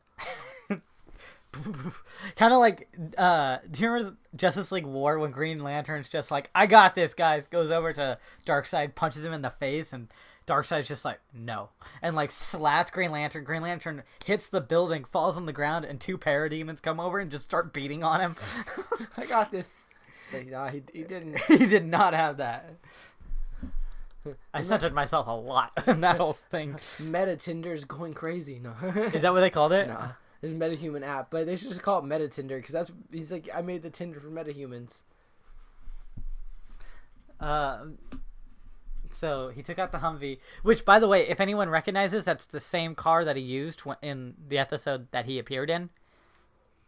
Do you remember that? No, wait, Kevin Smith appeared in the episode? No, that the Humvee, Hummer, whatever. Mm-hmm. That was the same car that Girder had in that episode. Oh, that's why he ripped off the door. Because he was like, I wanted this car. This is my car. Mine! Just rips off the door. Now I don't want it. It's broken. What's wrong with you? I want to get another one that I can rip the door off of. Gets it. I don't want this one now either. This one's no good. It's out of doors. He just does that for like an hour at a car dealership. Why'd he come to Jitters? It's like, oh, he's looking for me. I would love it. It would make me laugh so hard if Iris like straight went out there, and she just like, he didn't want her at all. That wasn't even it. She just put 2 and 2 together. Like, she's just like, oh, I'm important, and goes out there and she's not at all.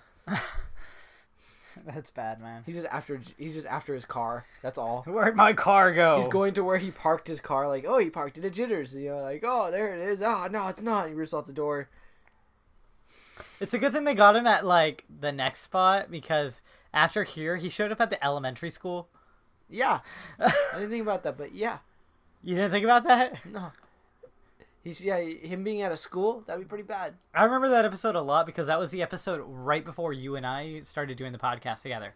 You and I started working the next episode, which was the Black Cat episode, where Barry lost his power for the episode. Our origin story. Huh?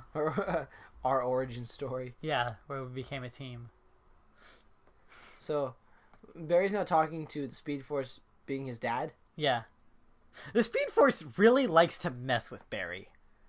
He's like, we're going to make you feel like a lot of emotions here. Here's your adoptive dad. Here's the woman you love. Here's your real dad. Here's your mom. It would be great if it was Batman. How would they even make that work? I don't know, but it would be great, and no one would see it coming. No one even knows who Batman is in this universe. It's gotta be a Batman. I think there was a thing where it was like, there's always a Batman on every Earth, regardless. Like, Batman is a necessity for Earth in the comics. There's gotta be a Batman somewhere. I don't know why they have not involved Nightwing in anything yet. Oh, Nora Allen. If they're gonna bring Nightwing in somewhere, it has to be Arrow. But in all honesty, it would make a lot more sense than Arrow. Yeah, in all honesty, who do you think would make more sense on Arrow? Batman or Nightwing, and I'm not being biased here, or Red Hood. Some guy who feels he's doing the right thing, taking out the criminals and stuff. Probably Nightwing. Really? I would really go. For one, Red Hood uses guns. Nightwing doesn't. Another thing is, Nightwing's a hero. Jason isn't. And then another thing on top of that, Jason's origin story is way too complex to just be introduced in Arrow. And Nightwing's just, oh, I was the partner of another vigilante, and now I've gone on my own. And that's all he really has to explain. Yeah, I know. And they go to Bloodhaven all the time. Yeah, I love that. He's like, I can't have the puberty talk. You see me. You're old for that. I've been on the internet. I like how... Boom. I wonder how Joe's going to test Jesse out the same way. Throws a mug. Iris, stop throwing my mugs! Stop! He's like, Wally, I want you to run around the house as fast as you can right now. Why? Just do it! Dad, I just got, like, hit by, like, nuclear energy or something. I'm out of breath. Can I stop? No! Run faster. Run until you can't run anymore. Fall! Boy! You live under my roof? You will run. You run. I want you to run faster than the Flash, and it's the only way it's going to happen. So he goes for a brisk jog. So Iris doesn't even care anymore. Yeah, she's like, what? Why not? See, this would be hecka funny if he looked at her and went, Nope. What if instead he turned away and ran away? Like, no. Not you again. You're the reason I died last time. I know, for real. Well, not... Okay, for those of you guys are correcting me. No, I know she's not the reason, but still. He just says 2 words to her and goes, "You trouble," and runs away. Like, I'd be like, oh, man, you got it, man. You nailed it. So here's the thing. Here's the thing that no one's bringing up. As we know, their house is in the suburbs, right? Uh-huh. Star Labs is on, like, the coast, right? She's going to run a few miles. She's running, a lot of miles. But you know what's a good motivation? A metal zombie chasing you. The Flash could do it. I could do it. You're not the Flash. So Nora died at the age of, what was it? She died 1959. So 41. 41. Oh, Barry's crying. Barry's bawling. What a wimp. Who else is crying right now? What a wimp, bro. That's just your mom's grave. No, that's cold. Stop being a terrible person. I know. You know what he should do? What? Is he should pour bleach on the grave. Oh my God, shut up. Life. Shut up, Anthony. It has to be the whole gallon, though. Oh my God. Please stop. Please. Just stop doing this. Bleach cures everything, dude. No, it doesn't. It could be used as a replacement for sugar. It's good, man. By the way, guys, there was a bunch of dead silence there of me just staring at Anthony. Just with anger. You could use bleach to power your house. By pouring it on your house. No. You had part of an idea going. Sorry, I love your calendar and I can't keep looking at it. Yeah, I have a calendar of just pigs. Like, yeah. and like really like cute things. Like this one's in a sandwich. Like it's just a little pig standing with lettuce and tomato. It's a BLT. Yeah. Just take a bite. That'd be brutal though. That'd be so brutal. If someone did that. All of our vegan and vegetarian friends are just angry at us now for bringing this up. I like jerky. I'll say it. Who doesn't like jerky? Vegans and vegetarians. I just said that. Well, besides them. No one. See? I like smoothies, vegans. They're bomb. Especially with bacon. No. Do you know what's weird? That bacon sundae we saw at Denny's. I can't get it out of my mind. Like they put syrup. God. They put syrup, ice cream, and bacon together in a sundae, and it was like a legit item that they were selling, and they were promoting it big too. Yeah, it had its own picture and everything in the menu. Didn't we get to Denny's at like 2:00 in the morning? We did. It was a good time. We went bowling one night, guys. Which is not normal. I don't totally get Cisco's reason behind this. He wants to use like strong magnets to wipe his brain like you would a hard drive, but if his brain's organic, so I don't see how magnets would affect it, but it does work later. Yeah, it works later. I'm trying to think of how that would. It has something to do with him being revived that it affect him, but I'm yet to understand the science behind that. So they bring her to the breach room because they're like, this is the only safe place for her now, and they're like, plans A through G didn't work. We need to come up with H. And they're like, Barry could stop him, but he's not here. Plan F, the Flash. No, they already tried Plan F. It didn't work. Dang, then they're out of ideas. They're gone. No, they're goners. They've gone through G. So if Barry didn't get Speedforce, would they just all been dead? Yes. What if he wasn't violent? What if he just really just wanted to say, you okay? Like he just talks like a zombie? Be friends? Like, sorry, I got... Then like really straightens up his lingo. He's like, hey, sorry, is this the casting for iZombie? And they go like, no. Oh, man. We messed up. He just has to get creative. I think we missed it and they actually referenced iZombie a little bit ago. I think they actually did say it and we just totally talked over it. Oh, now Barry gets to talk to his mom, who's the Speedforce, who's not his mom, but being his mom, being the Speedforce, acting like his mom. But, like, somehow his mom is actually there, they say. I think the Speedforce is just playing him. Well, probably, yeah. You're not my mother. But if you remember, Speedster did kill her. Maybe there's a thing? I just think the Speedforce is going through all the people closest to him until he actually opens up about it. And it's like, Joe didn't work. Iris didn't work. His dad didn't work. So then he's going. The Speedforce is like, man, we have to pull out the last gun here. We're gonna impersonate his mom. By the way, do you want to know what Girder looks like in the comics? Oh, jeez. Yeah, a little different, huh? Yeah, he looks pretty close. Jeez, he looks so different. Yeah. Uh-huh. So, I think this is the Speedforce just realizing, okay, being his mom is totally, like, making him drop all his barriers. Now we could really, like, open him up. We could talk about this, and we can get Barry to get over this so he can be the Flash again. This is, like, the 3rd episode she's been in.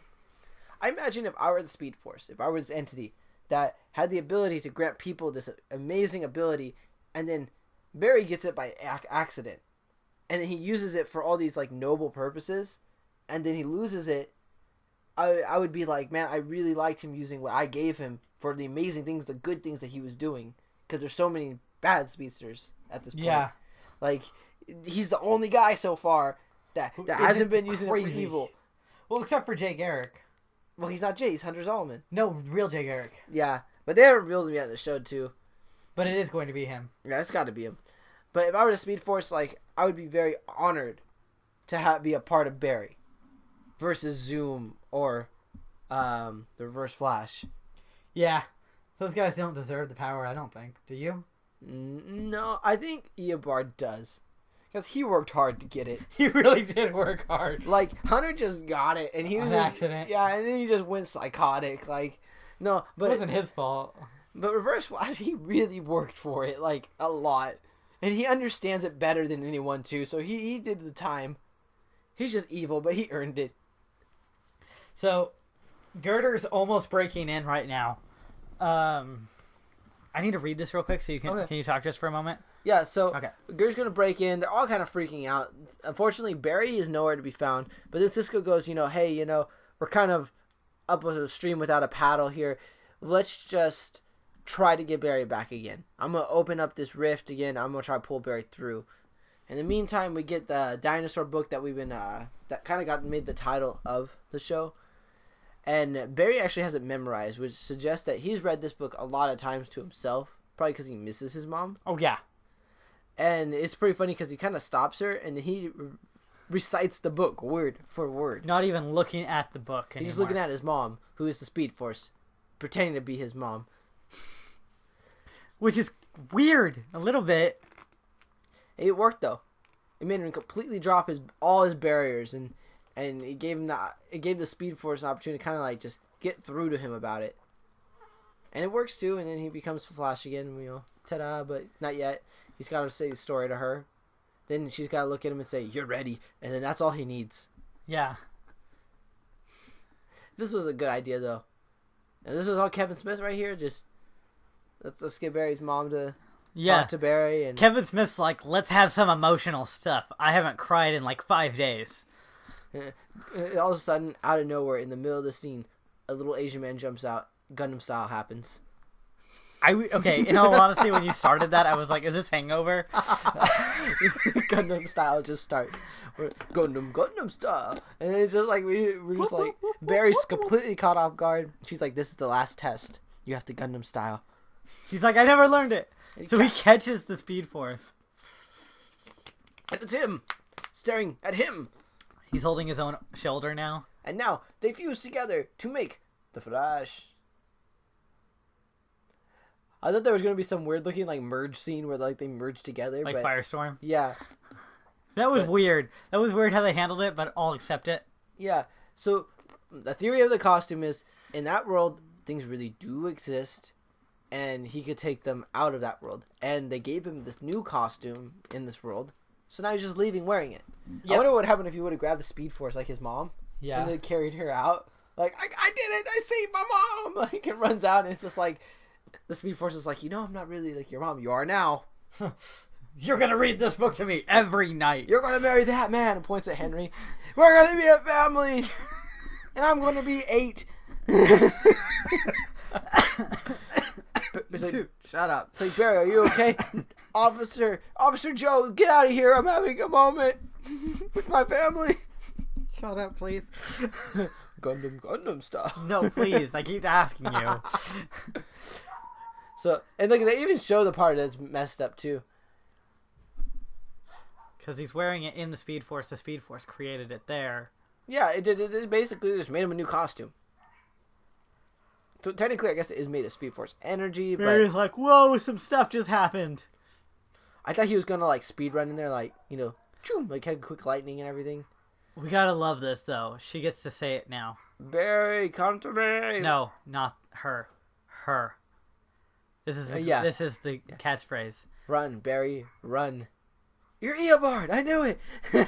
Hand through the chest. Yeah. All right, now I can go. The Speedforce doesn't exist. Eobard's been messing with me. And Barry's reaching for Iris. But he doesn't run right there. He just walks. Yeah, he walks. She told him to run, but he didn't listen to her. Yeah, run, Barry, run. He's like, so in the comics, I'll do it later. In the comics, she was always his anchor to bring him back to the real world, which is cool that they're doing it like this. And Cisco's gone in this scene too. Yeah, he's kind of opened it, and she gives him this cool little tug, and that's all it takes. He's like, ugh. All right, boom. Whoa, what's going on? What's happening? Where am I? I'm not Barry. I would mess with them. Who are you people? And then they look at me. I'll be like, just kidding. I'm good, guys. My name is Greg Lanson. Who? Who are all you? I love this. I love this. Hey, now that you're back, Gerda came back to life, Young Frankenstein style. He's about to kill us all, and everything's going wrong. We can't demagnetize him. Everything's going bad. Please help. Smush us up into a chunky salsa. What the heck? He's like, okay, we'll get it back to the power, and then we'll do that. I like nobody's surprised when he runs with his speed. Like, no one is, like, surprised. He got his powers back. Like, I think that they're all used to him having his powers, that it wasn't, like, a shocker that he had it. Like, I get, like, they saw Speedforce energy and all that. Yeah, and they saw him when he jumped out of the Speedforce. He had the lightning right there. Yeah. Wells is just like, yeah, I actually did it. I gave him his powers back. I did something right, guys, and I didn't blow anything up this time. I did it right. Yeah. I'm always right. I've never been wrong. I'm better than all of you. I can fly. Jumps off. If you guys chant it loud enough, it works. But if you don't, you fall. You just got to keep yelling it. You have to be at a high enough spot, though, too. Yeah. Like, if you're 5 feet off the ground, it won't work. It's like, you need that running start, too. I can fly! And then you close your eyes and then you Superman and it'll work. You will fly. So here comes Barry. So Barry's losing his fight, like normal. When does Barry ever win a fight the first time? Barry never beat him originally either. No. This is the first time he actually got to beat him. Well, he did beat him. That was when he did the Supersonic Mega Punch. Oh, yeah. He did. I was thinking about that. He didn't kill him, though. No. Wells killed him. I was kind of hoping that they would shoot this at him and that he'd be fine.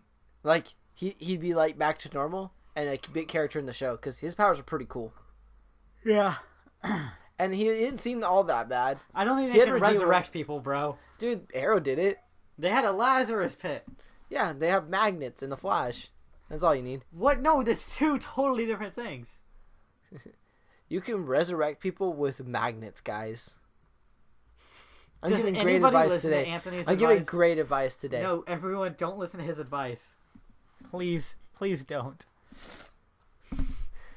It does involve a bath in the Lazarus pit, though. You might need to get that and some milk. Why? Well, it has to be whole milk. Nope, not gonna happen. It just doesn't work. Not gonna happen. Melt some butter in it. You put some oregano. You got yourself a cocktail for life. And magnets. Oh, see, there's the spark. The spark was a lot bigger on Jesse than it was with the Flash. Like, his was it was like a straight up transfer of power, it looked like. You're like, hey, what's up? I'm Where am I? I'm messed up. Look, she's got a cut too on her eyebrow. Yeah. Where she hit her head. I'm thinking that she only went to the coma, and it wasn't really in a full-on coma. It's like she was just unconscious. I think she did that when she just smashed her head into the ground. That's why Wally didn't? Yeah. So if Barry goes and gives a handshake to Wally, Wally's powers will manifest? Well, think about it. When she gets the Speedforce energy, she probably has accelerated healing. That was like one of the first things Barry got. Ooh. And probably got her out of the coma. Maybe next episode they'll go like she's entirely healed. Like, within a minute. They go like, that's not good. There's only one way to really test this. Quickly, break her spine. See if she can walk tomorrow. No, Joe's just like, I have an idea, guys. Iris, I need a mug. Drops the mug on top of her. Scalding hot. Throws it at her. Heads up. It breaks Iris. Stop breaking my mugs. Joe throws Joe.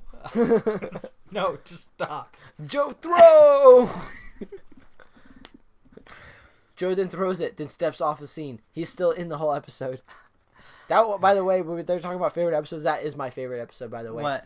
Where Joe's like, I'm going to give you guys a minute, and just sits down in the living room on the sofa and hears everything they say. That is the only reason why. I don't even remember what happens in the episode. That's all I remember that happens. And it's like, geez, that was like my favorite part in The Flash. Joe's origin story. How Joe's powers manifested. Yeah. The power of the silence. No, it's the Mystery Men. If you're not Men. looking at him, he doesn't exist. So this is right from the Flashpoint comic and movie.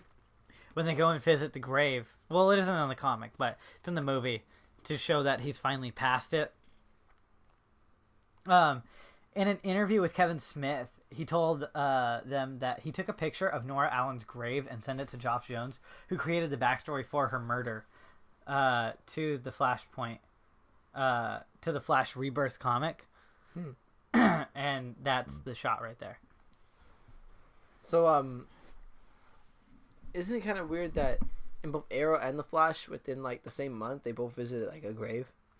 No. Like they both are at a cemetery.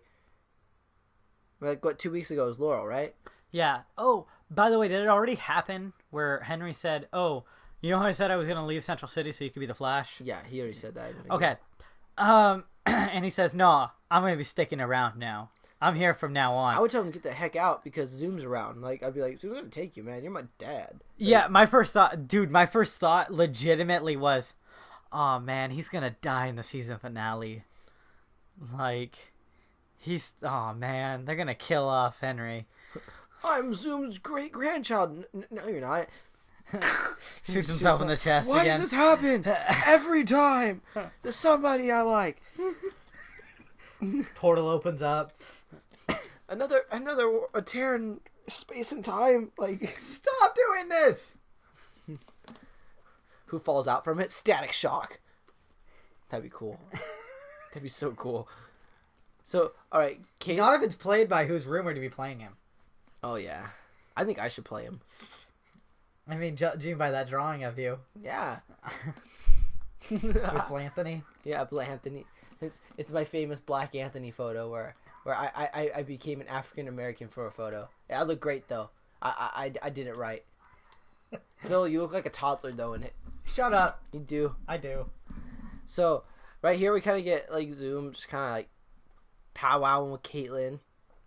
You have to choose. You kind of have. He's kind of saying you got to choose a side. Pick your friends, or you pick me. Pick the person that you hate the most and want to be dead, or pick your friends who care about you. Caitlin, you good at math? All right, here it is. You plus friends equals dead. You plus me equals not dead. Choose your side wisely. In all honesty, in her position, I would choose Zoom at this point. I'd make Zoom trust me enough to let me freely walk. No. I would go to. I would make him think that I'm working with him, and just to the point that Team Flash ain't gonna kill you. Yeah, they never kill Caitlin. Yeah, even if she was pretending to be evil, she'd just go when Zoom is standing with her, she'd just wink at them, and they go like, "Okay, we don't mess with her." Like a super obvious, like dumb Caitlin wink, like ha, ha. Guys, all like, right, wink. Dang, okay, Look at all of that. Like Flash is doomed next episode. I'm trying to see if there's anybody in there. I know.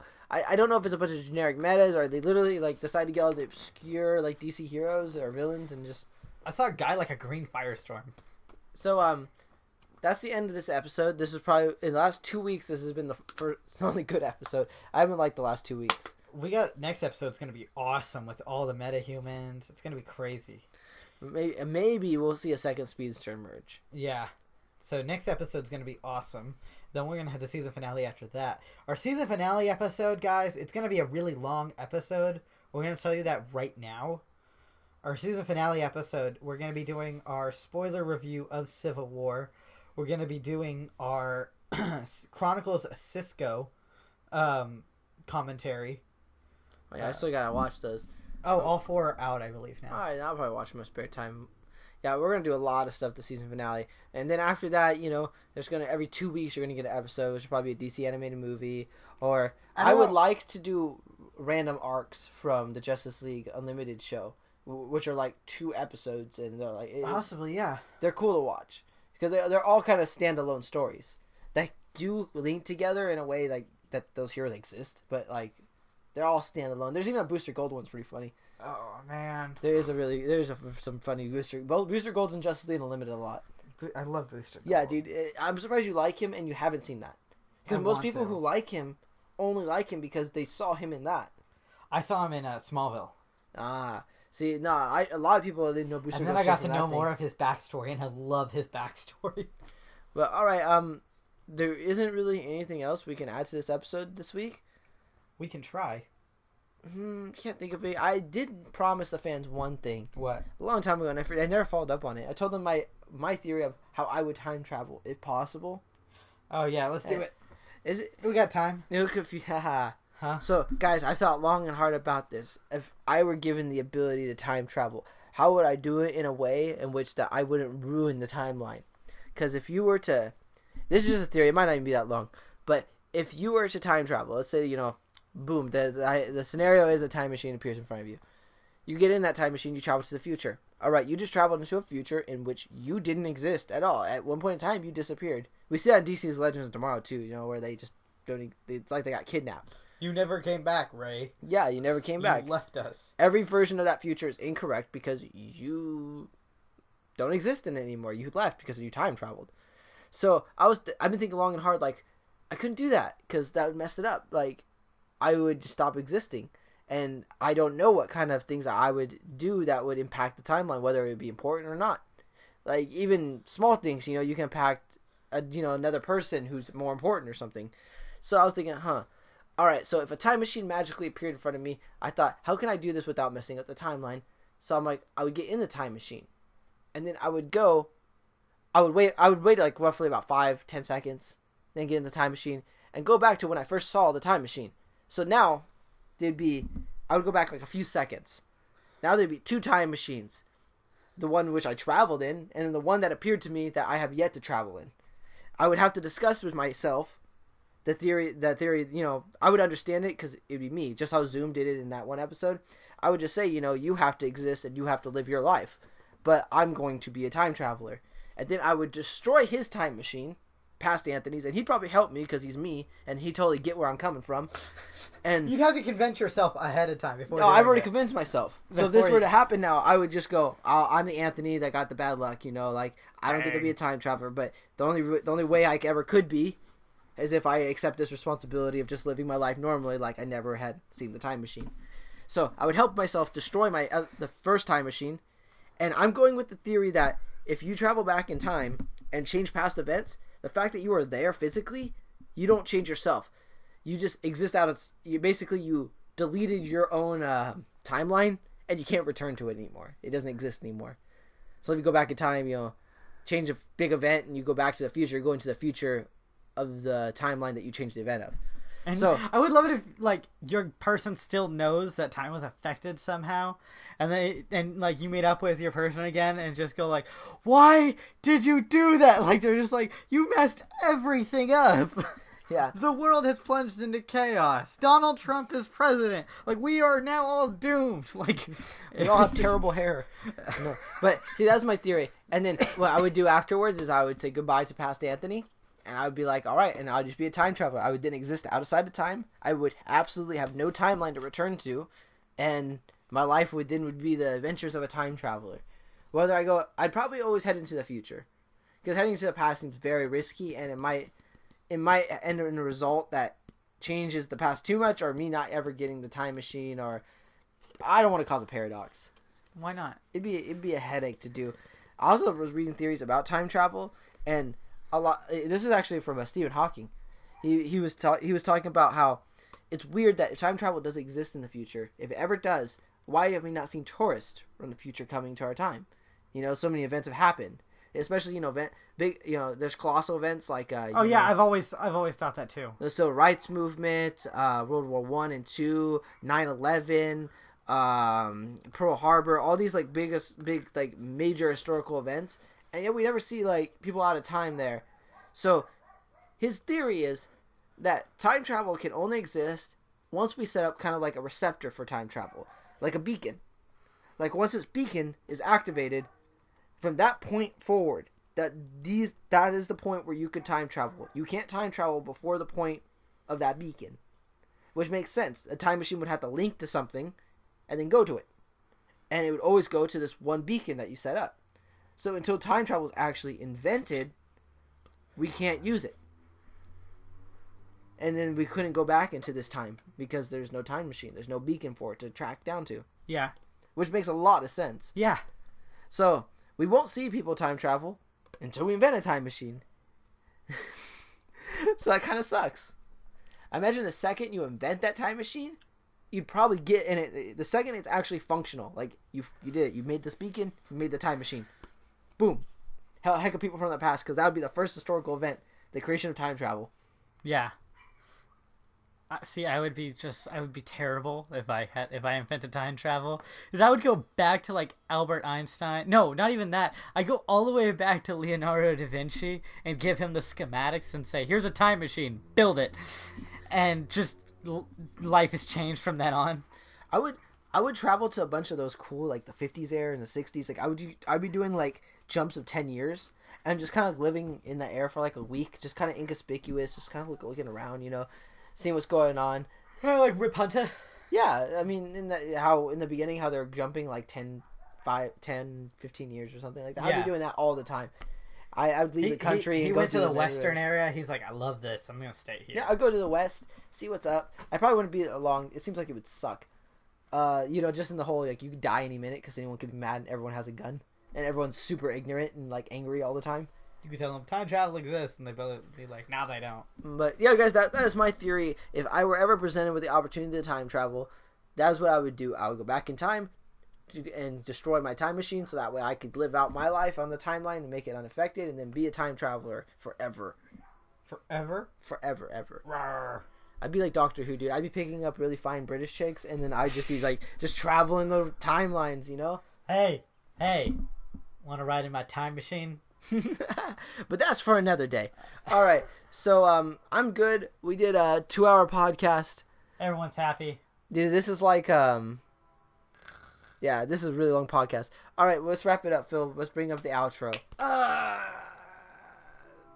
There it is. Nope. Barry talks to the Speedforce. No. All right, so I started. Yep. All right, so guys, to join the discussion with everybody, go to facebook.com/groups/Speedforce podcast. You can also have your thoughts, theories, and conspiracies read on the podcast by sending your emails to speedforcepodcast@gmail.com. Sorry. And join the West Coast airing of The Flash for a live tweet using hashtag MTSBWY. May the Speed Force be with you for on-the-second Easter eggs and jokes. I actually had people like compliment me for knowing stuff this week. Yeah.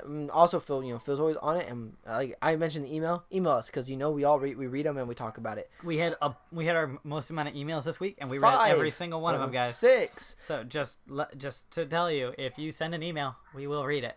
All right, so for us here at Speedforce, I'm Anthony. And I'm Phil. Ride the lightning speed. Gone into my lab to experiment that night before lightning flashed around me and time changed speed. Now I gotta try to be so patient until calamity will strike, because when things change in an instant, it's almost fast enough for me. And I'll be there before you know it.